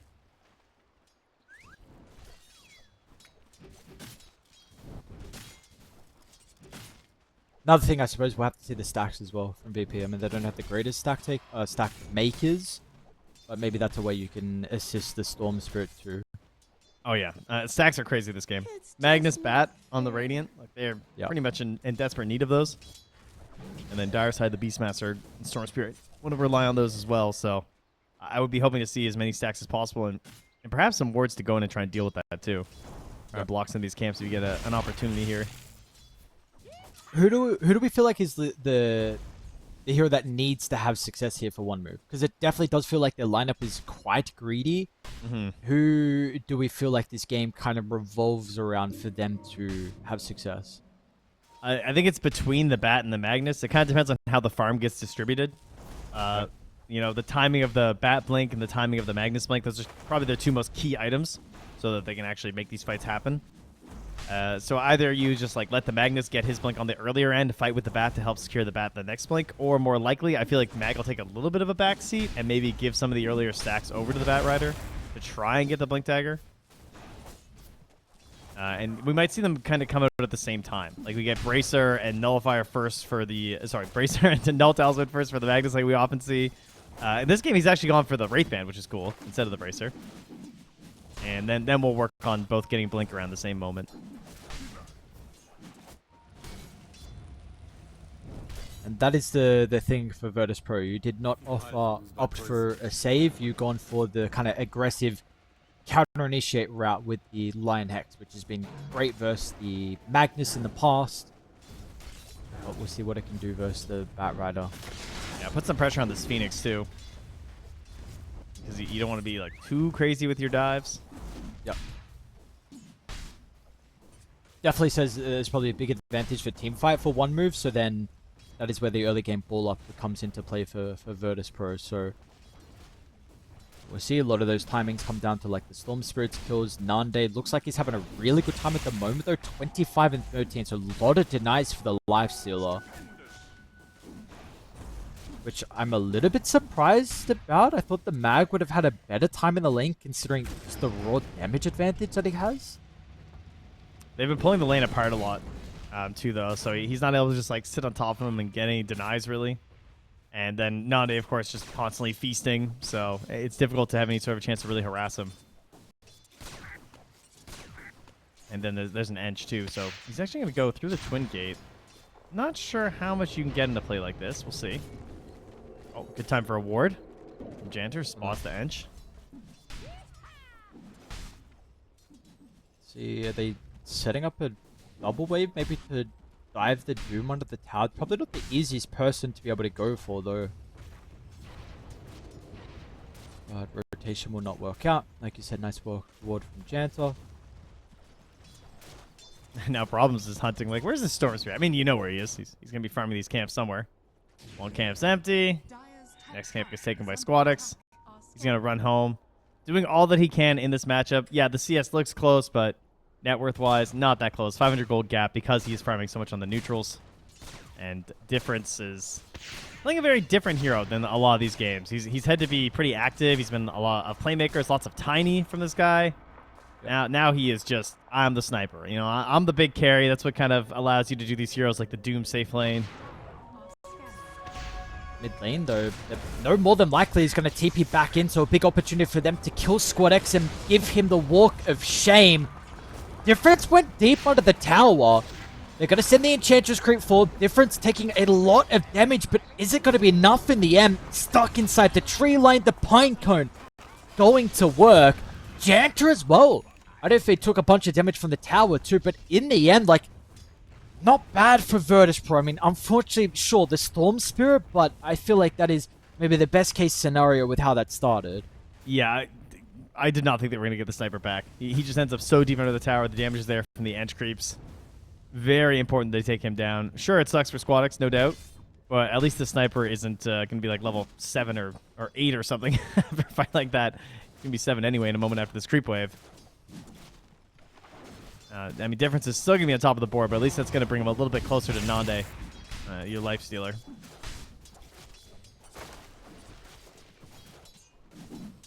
I wonder how they'd look to use the Doom as well. A possibility for him to come through the portal with level 6 if he wants to level up the Doom. Maybe some carries will leave it to go for more points in like Devour and Scorched Earth. Would you like to see like an early level in his ultimate and a potential movement to top? Yeah, I wonder what's more value. I mean, he just takes it, so there we go. Top, that's definitely the play, and they're going to do it right now. Nande's in some danger. Flame Break, push back. Unfetted's going to be there. Just gets out of range of the Doom, though, but he's still in a bit of an awkward position.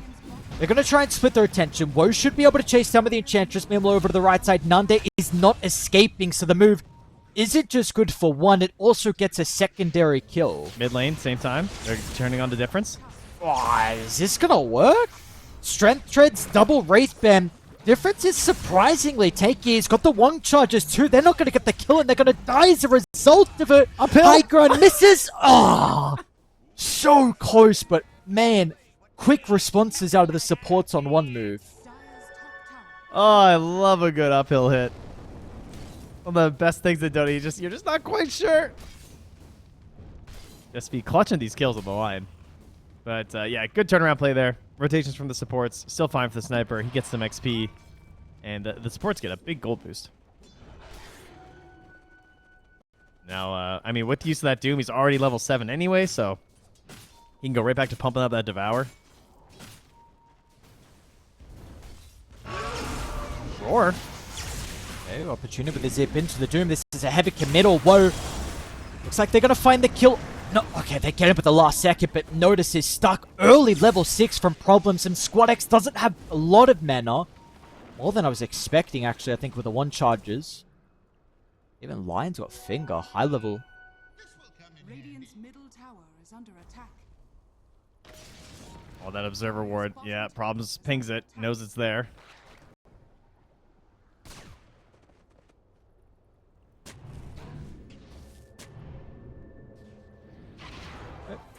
SD Wood protects the tower. But a kill onto Woe. Pulling the Doom down. Is going to be the Midas kind of rush, I suppose, after the phase boots for the carry Doom. He also has the, because of the facet, he gets the upgraded C shot, so it's got 6 bounces, which is kind of crazy, of 100 damage. Radiant's bottom tower is under attack. Oh, very interesting. Yeah. What's the mana cost? It hurts. 100. So, tough for a Doom, but yeah, he's got 1, he's got raindrops. Not so much for farming, but it's good in the engagements. Middle tower is under I attack. believe I have another Observer Ward that saw the rotation out of the Doom. Nande is still farming quite aggressively. Fed it before the RP. Play around with the Doom. It's a very short duration. Maybe the status resistance was there in time for Nande. Yeah, Okay. he still had it going. And now Gentle, Supernova as well to work with. Squad X seeing if there's an opportunity. Will now zip on over. Nice shockwave. The egg will come on out. They're going to be able to bring it down though by the looks of it. Squad X should have a decent amount. Okay, Nande now pops at the last second. It was getting a little bit dicey though.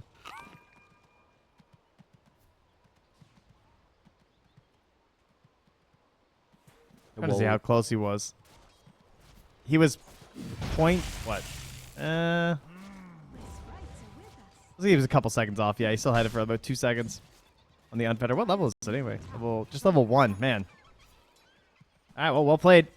I mean, that's the thing about status resistance is that even if you lose the status resistance, the spell, like, it's not, it doesn't change. You know, it's not adaptive on the spell. So, like, once you lose the status resistance, the Doom doesn't, like, get longer or something.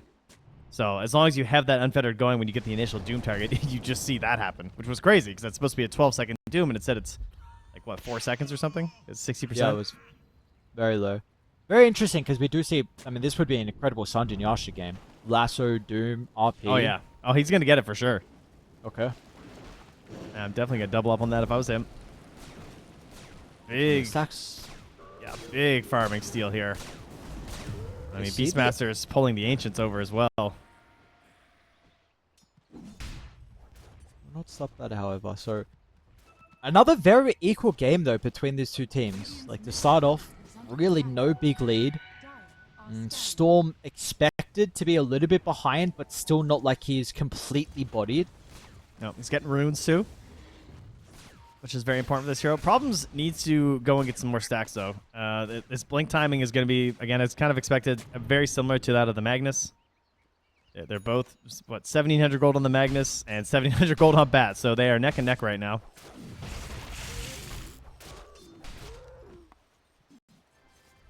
Yeah, would you like to see him playing a little bit more for his own game? Like stacking farming? Because he's currently not doing that. Yes. Yeah, he's running around a little bit right now. I'd like to see him just, like, grab some camps. But right now he's pinging stacks as he runs past them, so I guess that's not part of his plan. He figures he's going to get there eventually anyway. going to leave the safer farm for his sniper. Maybe worried about a potential movement here from the Dire. Right now, they're still just busy trying to get this Ancient stack down here for notice as he moves in towards the Ags.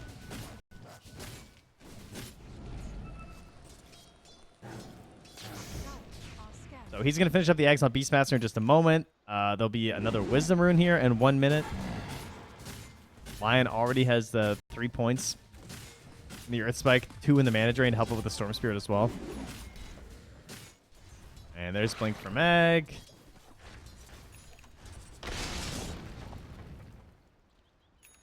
So how do they utilize the blink on the mag? Maybe they wait for the lasso, blink lasso, look to go through top once again, woe potentially doom at the ready. It's a chance creep. Yeah, smoke up, looking to go. Gonna be around the mid lane, currently Storm Spirit looking like the target. I don't think that's the hero. I don't know. If the bat's there, they can kill him. Is shield room remnants remaining. Triple S stepping on 4, but Squad X seems to be aware, playing quite defensively. Even Nande's mid as well. There's a sense from VP that something is going on. Potentially looking to bring some more heroes to try and secure the rune. They're going to deny the illusion, but smoke will still last. Fortunately, it looks like it's going to be Rhino. Well, just pops the Doom, happy with getting a freebie here, amplifying his position in the net worth graph. He's got 2 Devours, a Midas, and a Doom on an Enchantress. It's all just free gold. That's a guaranteed kill on this hero. Like, what are you going to do? Dire's middle tower is under attack. Radiant's top tower is under attack. Triple S here. Yeah. Aw, does this work? 1300 health? I don't know. Radiant's top tower is Well, definitely not now. They got to dip out. Luckily, no one tip into the T1 tower, but Jesvi in some trouble. Nande actually charging forward, so going to try and deal with the Bat Rider with a quick dying breath of the finger. No Doom, they know, but RP is the big thing. They're going to line it up with the Supernova combination. It looks great for the boys on one move. Nande has to duck and run, but you're not making out. Rhine will not escape as well with the spell casting of the ultimate. This will be the big advantage for one move in this final game, and they are showcasing early on, and is already an advantage for them.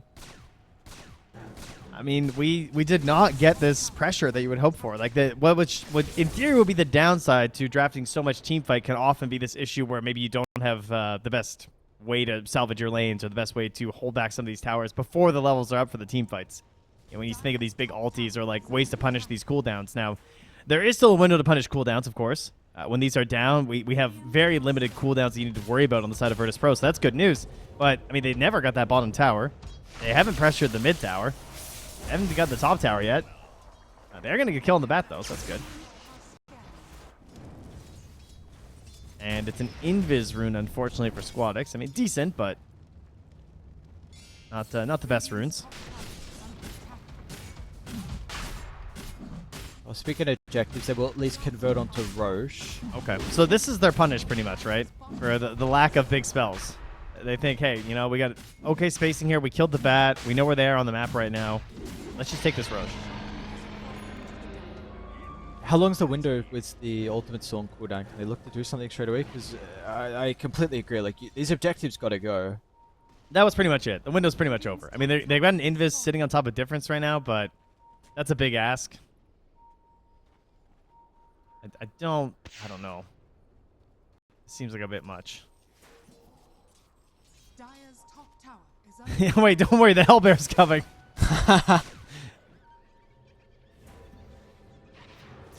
There's quarter duration left. Squad X gonna poke out. Okay, notice with the blink. Just gets Nice. delivered. Not even needing the raw. Lasso. They got the Doom though over to the lifesteal, and Nande's in trouble once again with the ultimates back up. They'll be able to deal with the egg and now turn towards the carriers. Whoa. Well, these team fights this time were not going to be the thing that secures the big advantage for them. Now they're going to be able to chase some of the Magnus as well. Notice, ready to go. Double kill here for the offlaner. VP take a great team fight in the middle lane. I can't believe how long that he was able to wait for that, and that still managed to be successful. Like, they had so much time to get across the map and make that play.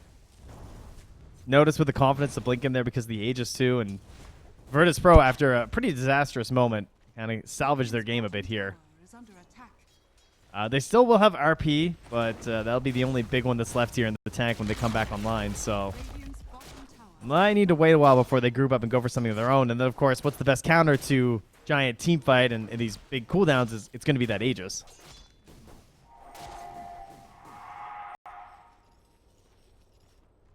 It is indeed. Let's see where they want to try and go, though. All is going to be there. Nande was having a really good start to the game. He's starting to fall a little bit behind on the lifestealer, even with this Radiance. 3 deaths for him. So by far the worst game that we have seen. Like, honestly, in almost all... besides the 9 Pandas game, still not sure what happened there, but... The ones that we've seen... Oh, he's not Janter. ending with a lot of deaths. Yeah, they're onto the Magnus.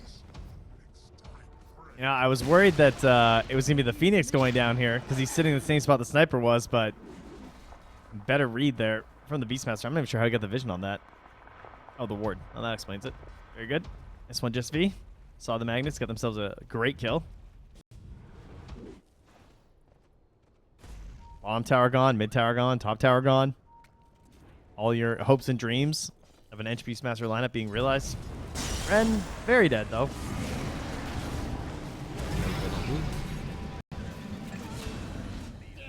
We'll see 3 heroes. I'm concerned about what happens throughout the entirety of this game, though, with Nodus having such a good game. Like, I feel like anyone he jumps dies from the raw, and I don't even see any items that really would change that. Yeah, it is reminiscent of like Palantimos' game on the Brewmaster, where you have this offlaner that suddenly just takes over the game because they're farming so fast, and they just feel like if they get on top of you, you're just gonna die. I mean, the answer, of course, would be something like a Lincoln Sphere, maybe, or Ally Force Staffs is always a bit of a classic. Right, help save out. That's a Bat Rider who's very dead, and the 3rd finger stack now. Just up here for Jess V. The other option, of course, is trying to hunt and find the beast as one of the first targets. They got the Doom before the Unfettered. Nice juice from Wope. Popped out of the tree line at a good timing. And Nande's struggles will continue. That is definitely the problem. If you don't react with the Unfettered, the Doom is going to be a massive answer to you.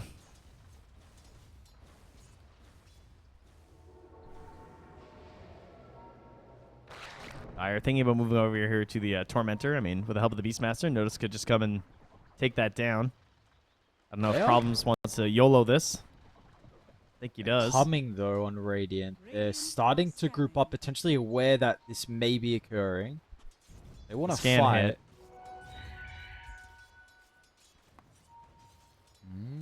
Smoke up, VP. They want to force the issue as well. Even Nande's tipping in the outpost. He's going to be too late, but might get there towards the end. Got it. Jump in. Wisdom Room's going to be taken from Problems. He will die. Doesn't have a buyback as well in case the fight breaks out. Squad X even wanting to commit towards the line because the chain control, it's enough. They get the Phoenix before the egg. Notice gets the double as well. Yeah, and he's just playing with his Aegis, not worrying about popping his BKB. Radiant's top tower is under attack. Yeah, so we might see them back away. I thought maybe they might stay, honestly, for the Tormentor, but they will not. They're going to disengage. They have their own Wisdom. Tormentor to take a lot of farm across the map as well. Mid completely shoved in. Powering up in 20 seconds as well for the Storm Spirit.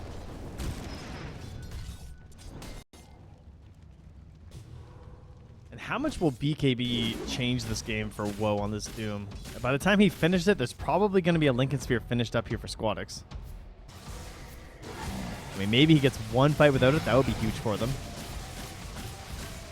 I feel like that's one of their best opportunities to maybe do something. Try and get a catch onto this Storm, this Beast, or this Life Zone, and actually end them before the fight starts. They're going to go now. Problems on this Bat Rider. He's got to clutch it up. Yeah, let's see. Find the last hit that they're requiring out of him. That's Enchantress, not who they not want. the target. Absolutely not. It's going to be someone else. He might see the Firefly. Don't know if they did. Yeah, they're bailing out of there. It's just not worth it. They need a big target, and they know that. Dire's middle tower is Game under is attack. starting to slip out, and yeah, with a jump onto the Enchantress, it's not good enough. With in regards to the Doom, if he has the choice out of everyone, who would you like him to use the ultimate on inside the team fight? Oh, that is a tough one. Radiant's bottom tower is under I think any of the 3 cores is going to be good. I mean, it's really scary with the Lifestealer. Lifestealer is the dream, but it's always just the risk he's going to get unfettered, right? So I think you can't risk it unless you feel like you have to, or you know the unfetter's on cooldown. But it's 7 seconds long now, so like Nande, he's probably just going to be popping it early and earlier in these engagements. Yep, and has Sanjin Yasha now as well, just in case he doesn't get it. Yeah. And the thing is like, I'm kind of looking, honestly, at the Beastmaster to get Doom, but I don't even know if there is ever a world where he gets Doom because of his positioning inside the fight. Yeah, because if he's getting doomed, he probably already roared. So then that's just awkward. And then if you're not doing Lifestealer, he can just infest with the bonus health, and honestly, that's probably enough. Yeah, true. I believe that does indeed still I think work. so, but I'm not actually sure. That's a good question. Dire's top tower is under attack. Difference? Yeah, they got a glimpse of him. Difference is in trouble. He's got some other heroes up on the high ground, but I think they're going to be a little bit too far away. Ganta, Sunray, anything? Difference is still alive with the Gorilla Cap, and now the RP onto 2. Nande getting chased down. Well, they tried to go for the sniper, but the turnaround was dead. Difference had the boys behind him. Oh, everything was going so well for Virtus.pro for a while, and they finally make a move that's a little bit too aggressive. Just as Roche could be spawning, it's super long. 2 minutes and 46 seconds. Never punished on the side of Virtus.pro here with the Roche spawn. That's good. That could have been so much worse if they were forced to give that up. Well, it will be a dire side Roche as well.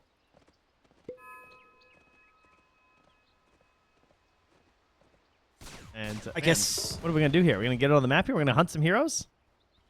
Maybe they feel a little bit concerned with the ultimates being on cooldown.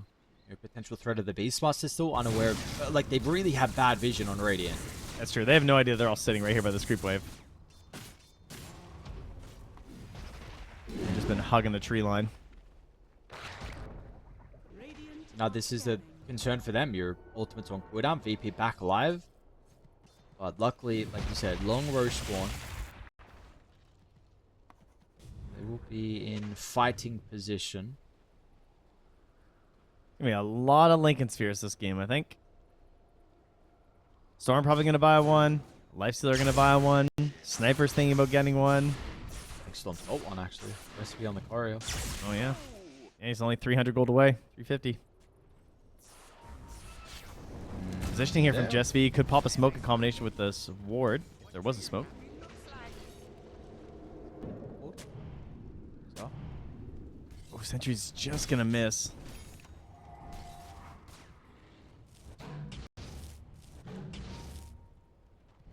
They're starting to also converge on the area. Last one, I mean, that's massive target if they're going to be able to deal with Notice. Notice gets the beacon with Aurora as well, but the turnaround's going to be there. They'll keep Notice alive. Infest as well for the bonus health. Notice does go down, but this is a lot of ultimates committed. Surely VP can fight it. Yeah, they recognize that. Squad X, it's a zip him. Unfortunately, it's just Janta that stuck around. They wanted a bigger kill. The Phoenix is something that at least they'll be happy with in the end. Importantly, Roche is still 40 seconds down, and even then, you really need your Beast, I believe, to be able to take Roche. Man, they did so much damage. It took 4,457 damage total to kill this Beastmaster because of the Infest play. They had to use Lasso. They used the RP. I'm not sure what happened with the Doom. I think on Beast as well. No, right, so the health? Yeah, do you think it just felt like they didn't need it? I guess? I guess so, yeah. Oh, yeah. Maybe he got silenced or something? I'm looking. Oh, he got hexed and roared and stunned. Okay, yeah, he got chain stunned. He never got his BKB off. That explains it. Well, I think he had AC queued up on Doom, so... like the AC? I don't really, to be honest. As opposed to like Refresher or something and just going all in on the spell, or... Yeah, I mean, yeah. Maybe it's okay, honestly. All right, we're coming back up to this Roche. Lasso's back. Ward. Is she? Is Doom even going to be able to activate the BKB? Like, we'll be able to do so. They're going to try and target double the line. Jesvi's gone. Ori's back up. No BKB protecting for the moment. But the Lasso's going to try and drag the Beastmaster away. But the ultimate's on cooldown for Radiant. Without having these big spells, it's going to cause some difference now. Stark, they found him in the tree line. And as soon as they see him, it's a beacon and everyone else goes towards the kill. This is now opening of Roche. Again, no Beastmaster, but surely with the timing, they should be able to bring it down. They felt the need to rush that engagement, and it was just like 10 seconds left on the RP maybe being back up. Makes that really difficult to win that fight. No egg as well. I feel like Woe played it pretty well, too. Like, getting into the engagement, chasing the line around a little bit before eventually going for the BKB to ensure that he can actually get the ulti off. Since they don't have a good choice while he's BKB'd outside of Roar. Like, he BKBs, he survives through the Roar, and then he gets to doom his target. But dealing with the Lincolns now on the Storm and then the Lifestealer, he felt like he had to throw it onto the Beastmaster, who was already in trouble. Yeah. EP's scraping a victory there inside the fight. Gives him the Aegis over to the Storm. Roche's banner.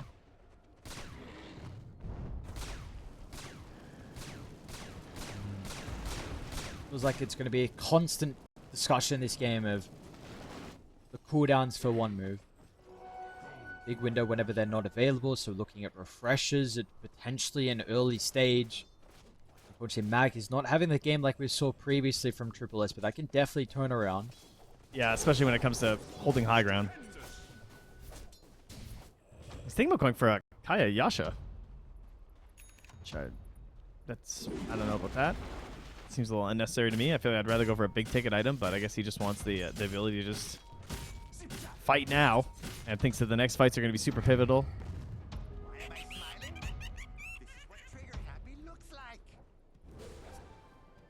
Did he go last time? I think he may have. I think he might have too. I just feel like he needs a bigger item. Yeah, I agree. Radiant's middle tower is under attack. He's the gamer. Professional e-gamer, as the cost would say. So, you know, trust his judgment here.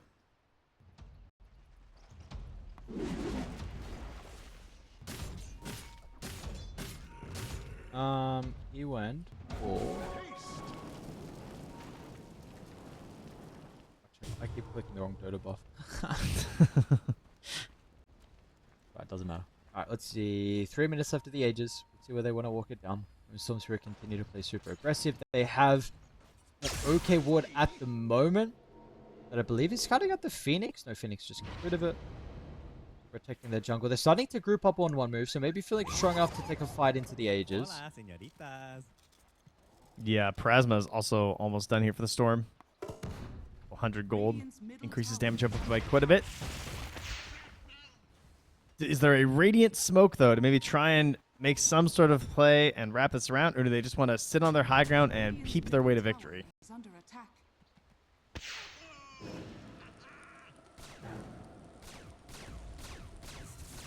Peep is a possibility. They're going to pump up on the high ground. Plasma getting delivered as well. Infest Bomb on Jesvi.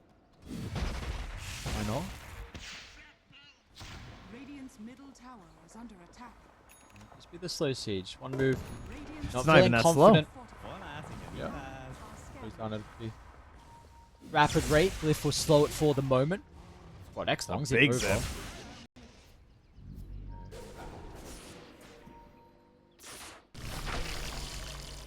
Now, lead is not growing. They're not doing a whole lot with this Aegis advantage. Time is ticking now.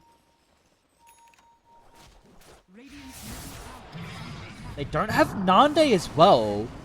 Supernova, Spot us. anything to protect it? Yes, there is. Jump in from Woe. Or drag back the Enchantress. It's... maybe it's okay. I think you lose your tier 2 still. I mean, they still have Doom.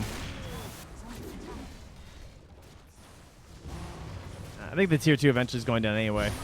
Oh my god. Okay, he goes in. They missed the Lincolns. What? No one else is there for the fault because the roll's going to be on the Magnus. No RP now potential. That's triple that. He's in some danger. Tries to get the skewer into the middle. There's Holy- the RP. They've been able to deal with the Storm Spirit ages. They've used a lot though, and yet they got to dip out. Notice is ready to jump back here with the Infest. They've got a possibility to bring down Difference. He's fine for the moment. Stands his ground, turns with the BKB. It's not enough though. Nande. Oh, he's committed. Grenade into the middle. Is he going to be okay? Infest on cooldown for another 10 seconds. He's got to stay alive long enough. Squad X may not make it though. No Nande. 3 seconds. Help me! Storm Spirit come back. Oh, he's going for the TP. Okay, he made it. No one there to cancel. They got nothing left in the tank. How did Mag get over there for that RP? He just like bullied his way through that fight. I actually have no idea. I thought he was getting zoned out. He was in trouble. And he just manages to connect there to take down that Aegis on the Storm Spear and kind of break the hold they had on that fight. So a high ground. And what a first jump in there from, whoa, that did not look that good. Like the Doom No, it hit didn't. and the Lincolns was immediately after. So not only did he dodge the Unfettered, but he managed to avoid the Lincoln Sphere that got thrown onto the Lifestealer defensively, so then they lost that ability to help protect the Storm. I don't know. It really did not look like a good way to start, but in the end, it wasn't too bad. What is this sniper going for next? That is, what is he got? Data Damage. Oh, do you like this? I love it. Damage. You Damage. do? I just want damage. He's got one job, man. He's just... they need it. He has a Doom carry, like Okay, Mag okay. off lane. He's got Lasso. He's got Egg. He's got to do the damage. Okay, alright. Damage it is. Red item, the big one. Now he's going Lincolns, though, so you know what? Okay, Who never mind, knows? no damage. I mean, he does have Quiver, which is nice. It's a good bit of damage. Smoke up. I see one from one move. Haven't seen them actually enter VP side of the map in a little bit of time, but they are feeling like they're in a position where finally they Are scanning. can strike back to the heart of VP's territory. No one's home though. They got good one read from ward on Dial. the bat. They better make it good. There is still a gem on Storm, so if he's going to drop a ward, it's going to be sneaky. More than likely, he's just going to hold it. Keep it for when a smoke pops somewhere. Wisdom Rune will be secured by both teams. And now Tormentor being worked on here by the Radiant. Shot of Problems missing. on the bat? No. Whoa.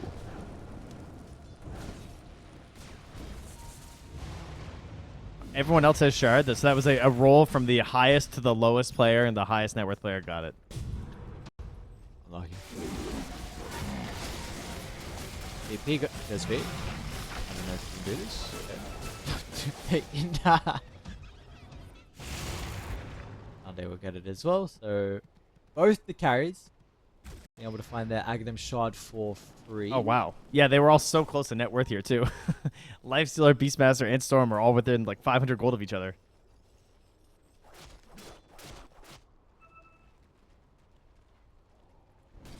Is there a side you're favoring a little bit more as we head to the later stages? Like, surely it's a team fight, no? Yeah, I think the team fight is the way to go. Feels a little bit better. That being said, it's not the easiest game to hit a lot of these spells. And they do have a bit of a gold lead, and probably an XP lead, although I haven't looked in a while. It's a pretty decent chunk of XP. Yes, it is. All levels for VP. The gold for them as well. So let's see. And who knows what this Enchantress is able to do towards the later stages as well. Team fight's a little bit iffy, but let's just go for the raw damage. And we may be put in a position where we're waiting for Roshan. Yeah, I think that's the real issue. Is if whoever gets the Aegis is definitely in the lead here. Now we have another Lincoln Sphere here too, and this is of course the frustrations of Doom. I wonder if there's an Ags play here. Oh my god, that's such a good play. Wait, get the Ags versus the Lifestealer. True, true. Because then the Unfettered doesn't matter.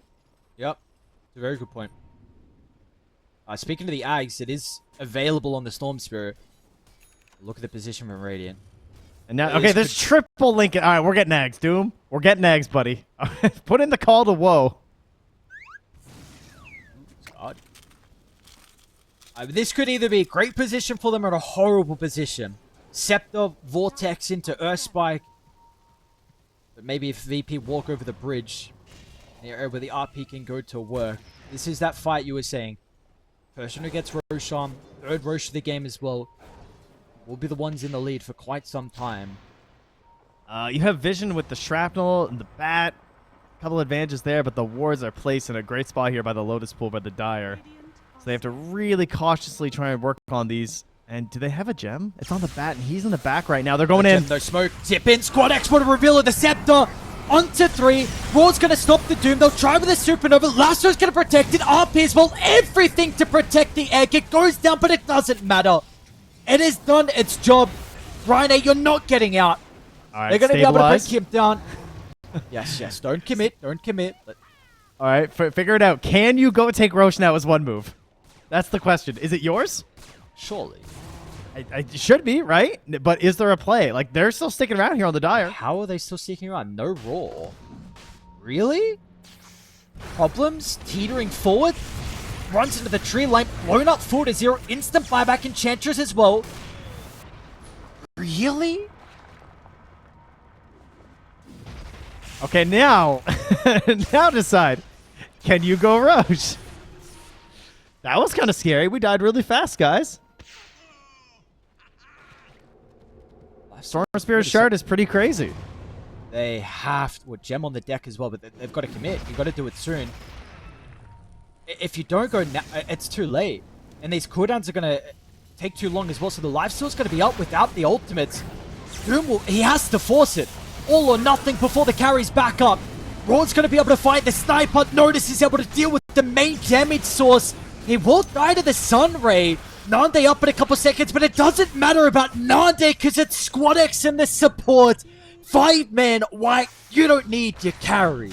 Yeah, we got rain, baby. He's letting it rain right now. Where's that? Yeah, look at that storm getting in there. Squawks did so much damage, and then right at the end there, you just had Ench help him to clean up with some of the impetuses too on those last couple of heroes. Got 1,000 damage to some of them. Yeah, there we go. Oh, cool, 2,000 damage from the impetus there. Man, what a hold by the allies left on Virtus.pro after the Lifestealer died. Blowing up the bat and truly just showing that they are not scared of you if you do not have your cooldowns. Yeah. Such a good play. Is that potentially the first time we're seeing Raw on the sniper as well? I feel like we have not been seeing that inside the recent team fights, and we just see how different it actually is. Yeah, I'm not sure either. I mean, man, the lead is blown up. 14,000. I don't... That was Scepter, right? From third row, so who... I thought it was too, but now I don't see it, so I'm equally confused. What? No, was third row. Did someone consume it who still has eggs in their inventory? Is that what's happening? I don't actually know either. It's not there, yeah. Yeah. Okay. Well, importantly, Aegis on Storm. Yeah. All right. We'll work it out. We'll find out. All right. 16,000 net worth lead. It has to be. Where does this lead come from? I'm watching to see when someone signs it. Nande didn't have Scepter, right? Didn't he buy Lincoln's last? What is... Oh, he's holding it. Yeah, I don't know.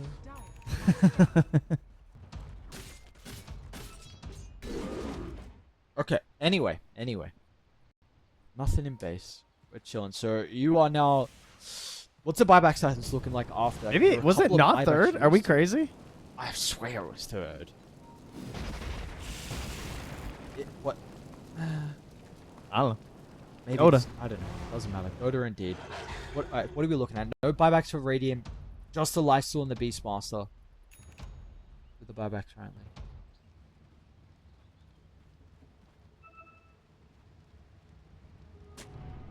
One move now. It makes it even more difficult, right? When you are a heavy team fight line up playing into a second life. Really makes it difficult on the call and who you want to jump. Notice for me is still going to be that person that's got to go, but now Squad X, Arcane Rune for him. He kind of cleaned up that last fight.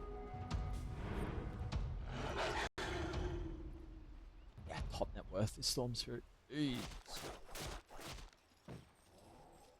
He's a big man. Problems is feeling like he needs to get this Aghanim Scepter finished up here, so he's going for some risky farming. He leaves the gem behind. He's so worried about it. To Firefly one wave and just TP back home immediately.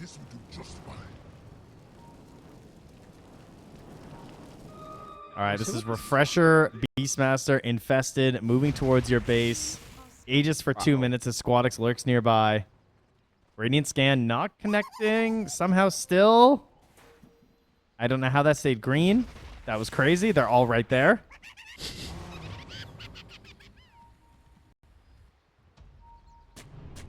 Scepter is getting delivered as well. Ward inside All right, the there we base, go. They ready see to the go. Op Sentry.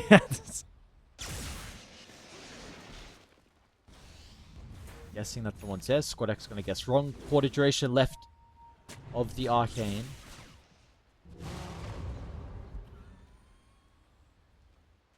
Smoke themselves. A little bit split.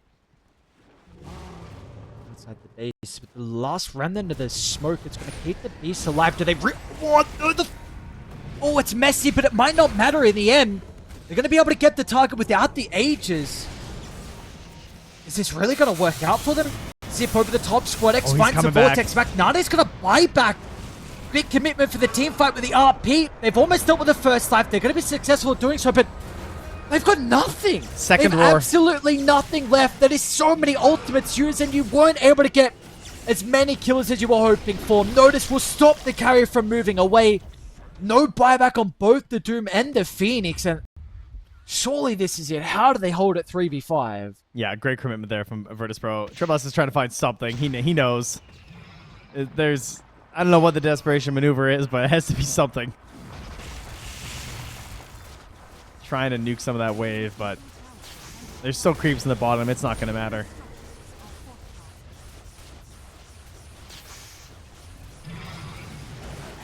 The Refresher just immediately paying off there for Noticed. Yeah. Remnants on top of Nande. Usually not the greatest sieger is the lifesteal, but Squadx is helping, and this stage Nande's got plenty of net worth as well to get that full set of barracks. They may look for bottom as well. Radiant's bottom tower is There is a potential condition though. Nande did buy back, and we saw they were able to kill him full to 0. That's true. Radiant's bottom tower is falling. And that will showcase in how defensive they are playing.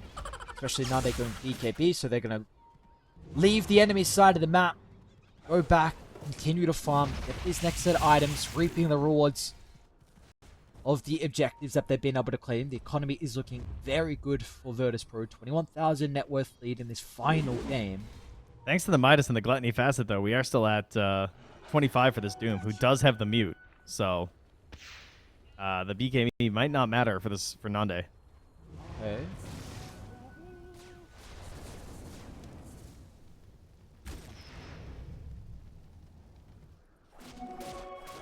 See if they can get Nande.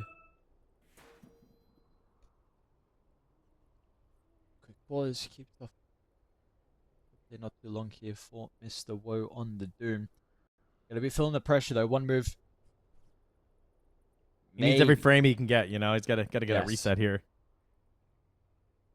Yeah, I understand. It's been a lot of it is all on him. To win a fight right now as one move, it feels like, yeah, send in the other heroes first maybe. Try and let Doom have his moment, but I guess if you wait too long for the Doom, then how are you going to find it without the BKB being used by Nande already? And then can they actually kill him? If he pops BKB before the Doom hits, even though they got him through the Unfettered last time, I feel like BKB'd and Unfettered Lifestealer probably doesn't die during Doom. And then, of course, he's still just swinging at you. Yeah. He's a scary guy. And When ready is like, called. even if he dies, then we've seen what the Storm Spirit's been able to do. And it feels like Notice with 2 roars, every roar is like a solo kill. Yeah. And then there's, of course, an Enchantress who, you know, Yeah. is doing a lot of damage and also has a Lincoln's for their 4th Lincoln Sphere on the Dire. Sick. SV, what do you got, buddy? Visual link is on. Lagging behind there on the squad. Another refresher done, though. They are going for the GG push here with some of these choices. 1 minute and 20 seconds till Roach, so might as well just hang on for it. But the Roach in combination with these items is looking like it's a good way to finish. Also, refresher being thought of by Nande here. So if he is refresher BKB unfettered, that seems crazy. Yeah. Surely unkillable at that stage. Radiant are scanning. Seems like their spells are... You usually expect Radiance to be the one that is enough with all the team fight. But maybe it's actually VP. They're just itemizing to stay alive. Jonter is going to die. He's waiting for the sentry to come from a courier. They blinked the wrong way. Oh. Got detection? He should not be alive. What? That's crazy. Oh, man. Tudor is TP top. Well, Notice actually cancels his because he's the observer one. Squadix with the world's longest TP there. With that outpost up there. Radiant are scanning. Radiant gonna scan. Roche can't actually be up quite yet.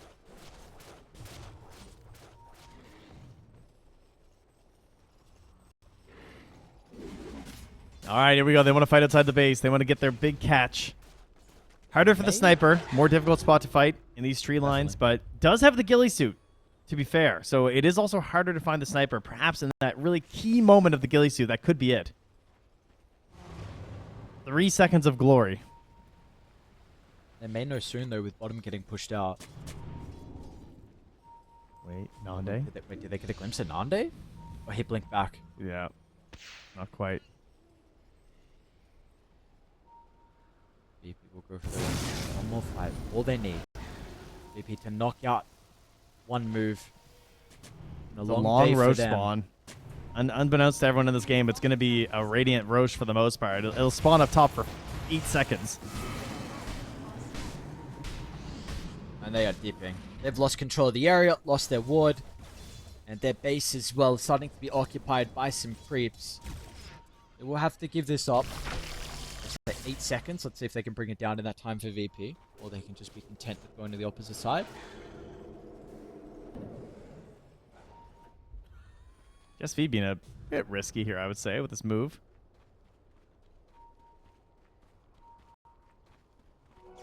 Doesn't have obs, just really wants to get that bounty rune, I guess. Not gonna link up with the storm. All right, whoa, you got a lot of health. You buy out on Scepter? Oh, whoa, yeah, okay. He could be TP up.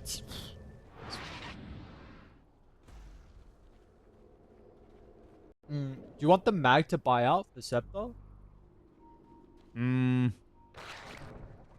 don't think so. I think buyback's more important. I don't think it's that good of a scepter game versus a lot of these heroes.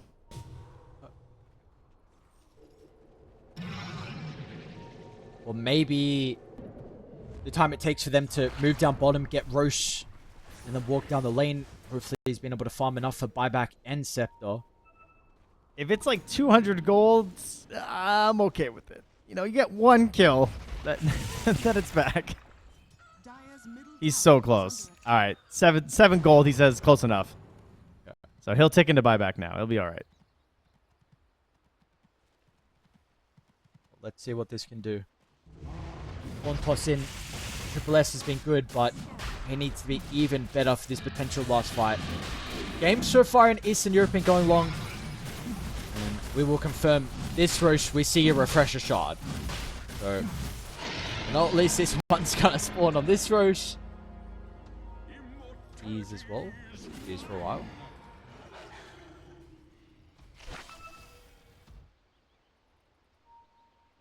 Even amp damage. Eastern Europe, the game's been going long. They have been, yeah. We have been getting out there. Heading towards those tier 5 neutral items, perhaps for a second time today. But yeah, wow. Virtus.pro have everything they should need to end this game. Radiant Vision. They'll take a freebie. Okay, yeah. Gonna be cautious about the Storm Spirit. Zip in, it's onto 3 with the Earth Spike as well. Is it really a freebie? It doesn't look like it. Storm gets the zip away. Enchantress is still alive. They tune her. All right, like, cool. He's going for the deny. Climb it. Ah. It's a mag buyback. Kill him that. Storm is just too much. God, they took so much damage from him. It's crazy. Late game, this hero is just insane. Yeah. He's something else. What explaining. Jesus, watching him watching the farm is crazy. Yeah, like what is that, man? The attack bounce is just in a fight like that where it all gets pulled in together like that.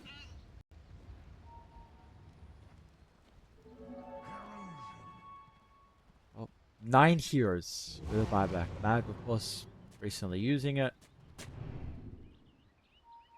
And apparently this game's going to stall out a little bit longer with Entrenches dead for 70 seconds.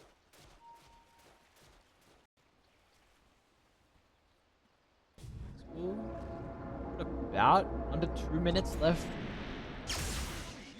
for the ages onto Virtus.pro. 3 minutes.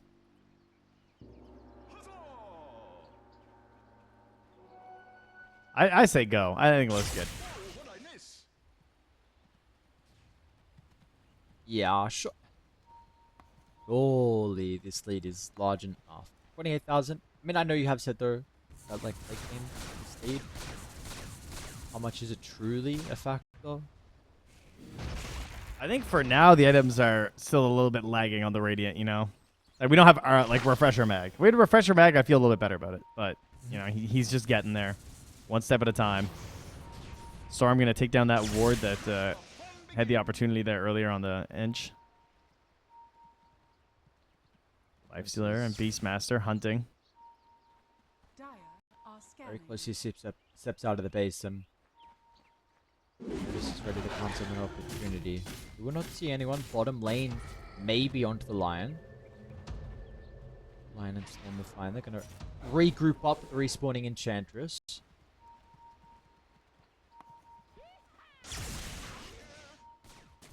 Oh my god, Difference. Why are you down there? You're crazy. Yeah, what? That's Janter as well. Go towards the Phoenix, drag back to Notice. Notice not going to mess around. Importantly, the Storm. Nice spike from Jesfi. It's not going to be good enough to keep him alive, but the Sniper's in some danger. Second Broad, down he goes with an instant buyback. RP's not bad. Storm might die for a second time. And they're even caught Notice inside the base, so a nice defense, a respect from VP. It needed to be more. And now, this game, it's going to be stored out even longer. They're going to catch Jesfi outside the base. What was the cost for them, though? 2 buybacks, Sniper and the Phoenix. Yeah, but you're creating opportunities here for sure. That's definitely worth it. I mean, this is where you start to find some of these other items. There's 4,000 gold now in this Magnus. A pipe for the Phoenix even. That's going to help a lot for this Storm Spirit. The way he's just going with these pulls and stuff. If he can pop that, that would be huge for them. Oh my. Yeah, they were a little bit split there when they went for that. Nice grab as well from the Magnus, right? Pulling that Storm Spirit in so deep that it was really hard for a lot of these heroes to actually do anything in that fight. Like, you're not getting any value out of Rain on the Ench in that engagement, right? It's just, the fight's too far in. Not going to get any of this help. Dire's middle tower is under attack. Oh, looks like he lost the gem too, because Rain has to buy a new one. They're trying to get a sneaky ward up here. Dire's middle tower. It's a pretty committal ward, though. You are looking to siege and get some damage dealt. That's a lot of damage. Pretty fast. Ah, Doom and Powers. Season. Dire's middle tower has fallen. Bro, that ward. It's not really going to give you a whole lot now, unfortunately. I never. Maybe it gets missed. Now then you can spot couriers, see movements going on. Boots of travel too now though for the Storm Spirit.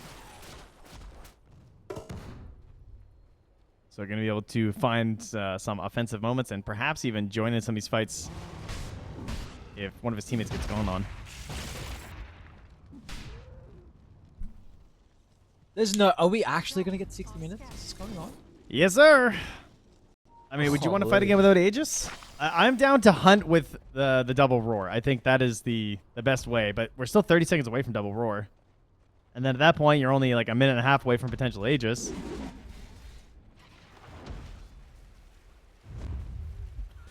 Well, hunt they will. But Radiant, they've been able to reposition back to their side, so it's still really respecting the lead that they feel like Virtus.pro have.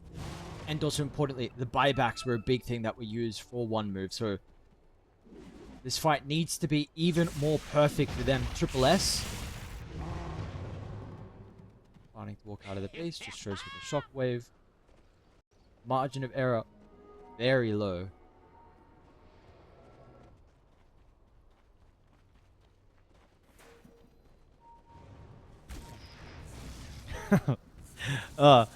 These games make my hands sweaty when I think about being like the Bat Rider. Like this is just, it's such a bad feeling.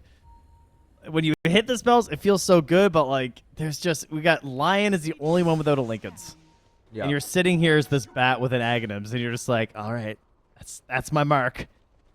You know, get the Lion, or then you have to do the Blink, Force Staff, Lasso. But if you can get through 2 heroes by doing that, by Lincoln's popping 1 and then lassoing, and then the Lincoln's target, the Aghanims goes through the Lincolns on the second target, and then you're just like, oh my god. That's the plan. So just do that, Lion, on the high ground. Comes down with the Glimmer to pop the smoke. You're crazy. You're crazy, Just V. You're insane. Gets out. On though. That gives them some information and they are ready to go. Coming outside the base, notice under the Observer Ward. Up them, find 5100 health with Infested Life Stealer. Yeah, okay. All right, 23 seconds until the Roach will spawn. Ares, use your Mind Palace, all right? Engage. Okay. I want you to tell me how long the Roach timer will be. Minute 23. A minute 23. Wow, that's a very boring answer. That's just 1, 2, 3. What? That's the best you have? It's specific. All right, it's specific. All right. What do you want By from the me? power of Ice Frog. 150. Okay, not bad. You know what that means, though? 60 minutes. Guys, Doom. All right, where are the Midases? Storm has a Rapier queued up as well. They want to go before, by the looks of it. They are teetering closer towards the base. One move. Are they going to read this? Mag buyback up in 20 seconds. He's got the gold as well, which is important. All right, Sniper buyback 3 minutes. Sniper's our hero. Keep him alive. EKB Lincolns. Just sieging.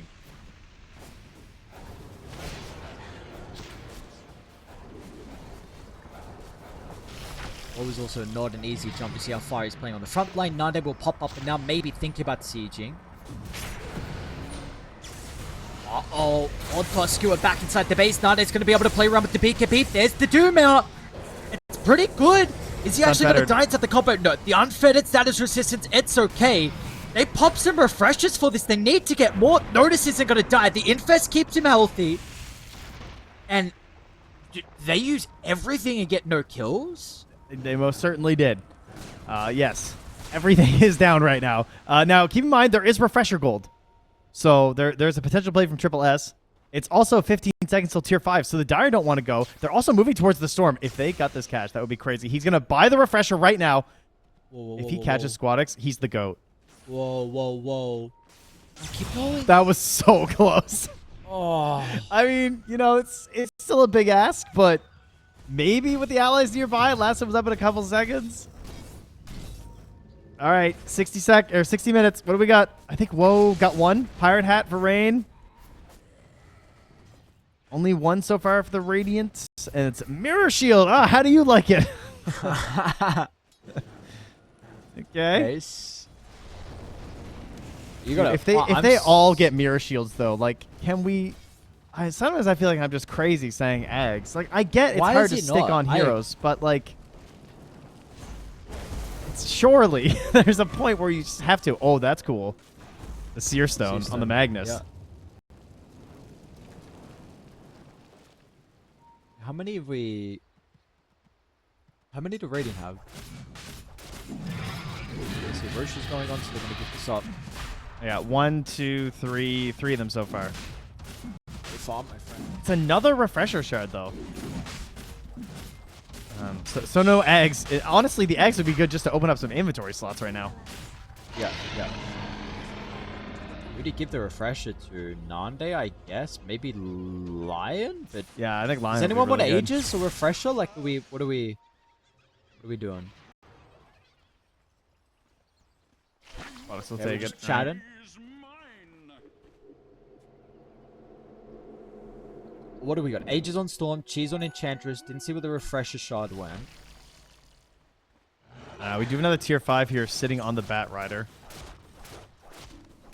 Refresher's on Monday. Pirate Hat. Did he go Rapier on Squad X? Or did he change? No, he still has it queued up though, and he has an Aegis. But what would you swap out? Like bots? I don't even know. Kind Sanj, I guess, and then you throw that in. Yeah, I don't. This boy's slotted. 10 buyback. Oh my god. This game could be. Yeah, we could be here for a while. Need more refreshers, that's for sure. Doom refresher would be massive for them, but his courier is now dead, so it's a bit tougher to get. That double. Brady Healing Lotus from Chantress? I think. Let's see, okay. And double cheese. Healthy man with Pirate Hat. Are there any like big tier 5s you feel like you're changing the status of this game? I mean, there are no mirror shields from the Dire, probably because they have so many Lincolns, but I thought that was just going to make life even worse. But they went for 0 versus Doom, which I think is the first time I've ever seen happen. That being said, I guess they must still have some extra ones, because I still see... Oh, no, that's just Ninja Gear, because they're moving around across the map. Never mind. Classic. Yes. Yeah, I'm really surprised they didn't grab a single mirror shield. All right, some team discussions are happening here as they're trying to decide what they're going to do with their items. So Lifestealer goes for the Bloodthorn. Okay. I'm not sure what's up with his consume, or why he isn't just, get his blessing. So there we go. And that boy zooming notices. Sprinting across the map. Oh, that's a big Bat Rider as well. Holy. It is, yes. He's a large owl. Jesus. Unfortunately, that might make it even more difficult to force staff the Lincolns. Maybe he'll do it on himself. Oh, don't say that. That would be quite unfortunate. He's already had a tough time. Yeah, well, helps out with the pathing a little bit. I mean, I know Doom is Doom, but I'm still surprised he has this much gold. Yeah. They've had the whole map for what feels like ages, and he is still somehow like 3k ahead of the Lifestealer. Yeah, that is true.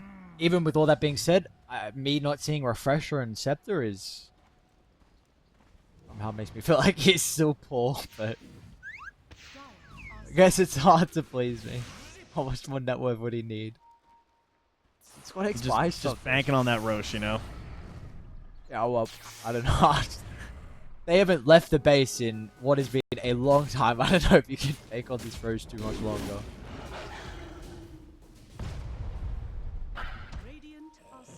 Like, what are we farming? Rapier queued up for Lifestealer as well? Ah, the infinite scaling. I see, I see. Yes. E-Blade for the Lion, perfect. Okay, good. Okay, sick. Suppose it's not bad. Mag has Boots of Travel now. Maybe they're trying to find a win condition. So, okay, what actually happens in this game? Like, legitimately, is it not just VP, walk it down, and one move... They either win a fight, and this game goes on 10 minutes, or they lose the fight and it's GG, we go next series? Or, like, are one move going to leave the base? No, you never leave. There's No? I wouldn't leave. Why bother leaving? Leaving is death. Staying in the base keeps the game going. I see. You just need to count on your opponents making a mistake. This is what all video games eventually boil down to, is that offense is almost always worse. Didn't have a shot still. That's crazy. Of all the heroes to not have a shard at 65 minutes, I'm very surprised it was a Lion. mean, even Beast doesn't have the Hawk.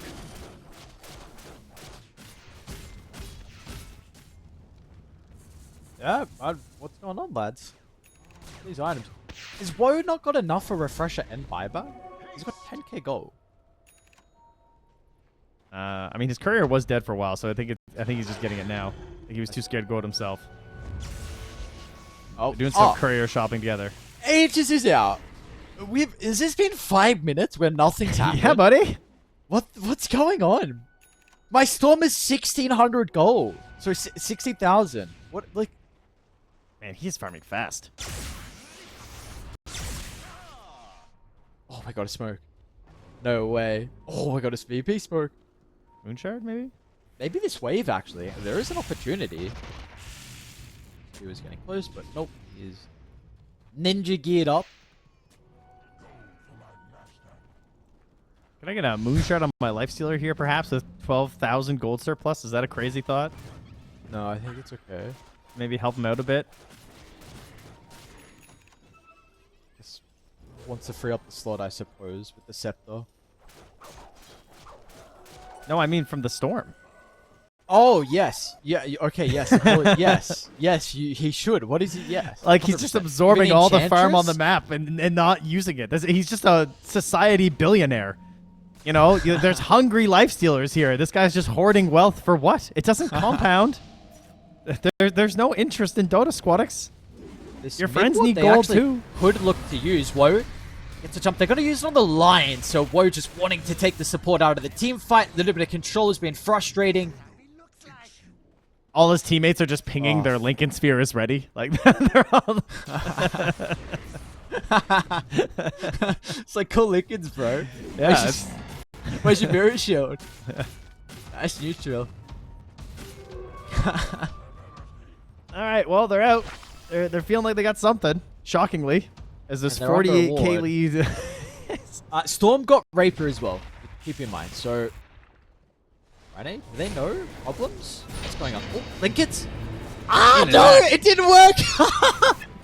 The one time he wanted the Lincolns to work, doesn't pop it. Not going to matter. Rhine really far forward. They're going to try and deal with the backline. They found the sniper.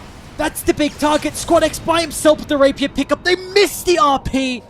Last second zip away. Storm is okay. Woe's going to pop the refresher. Man, they are forcing the issue really heavy.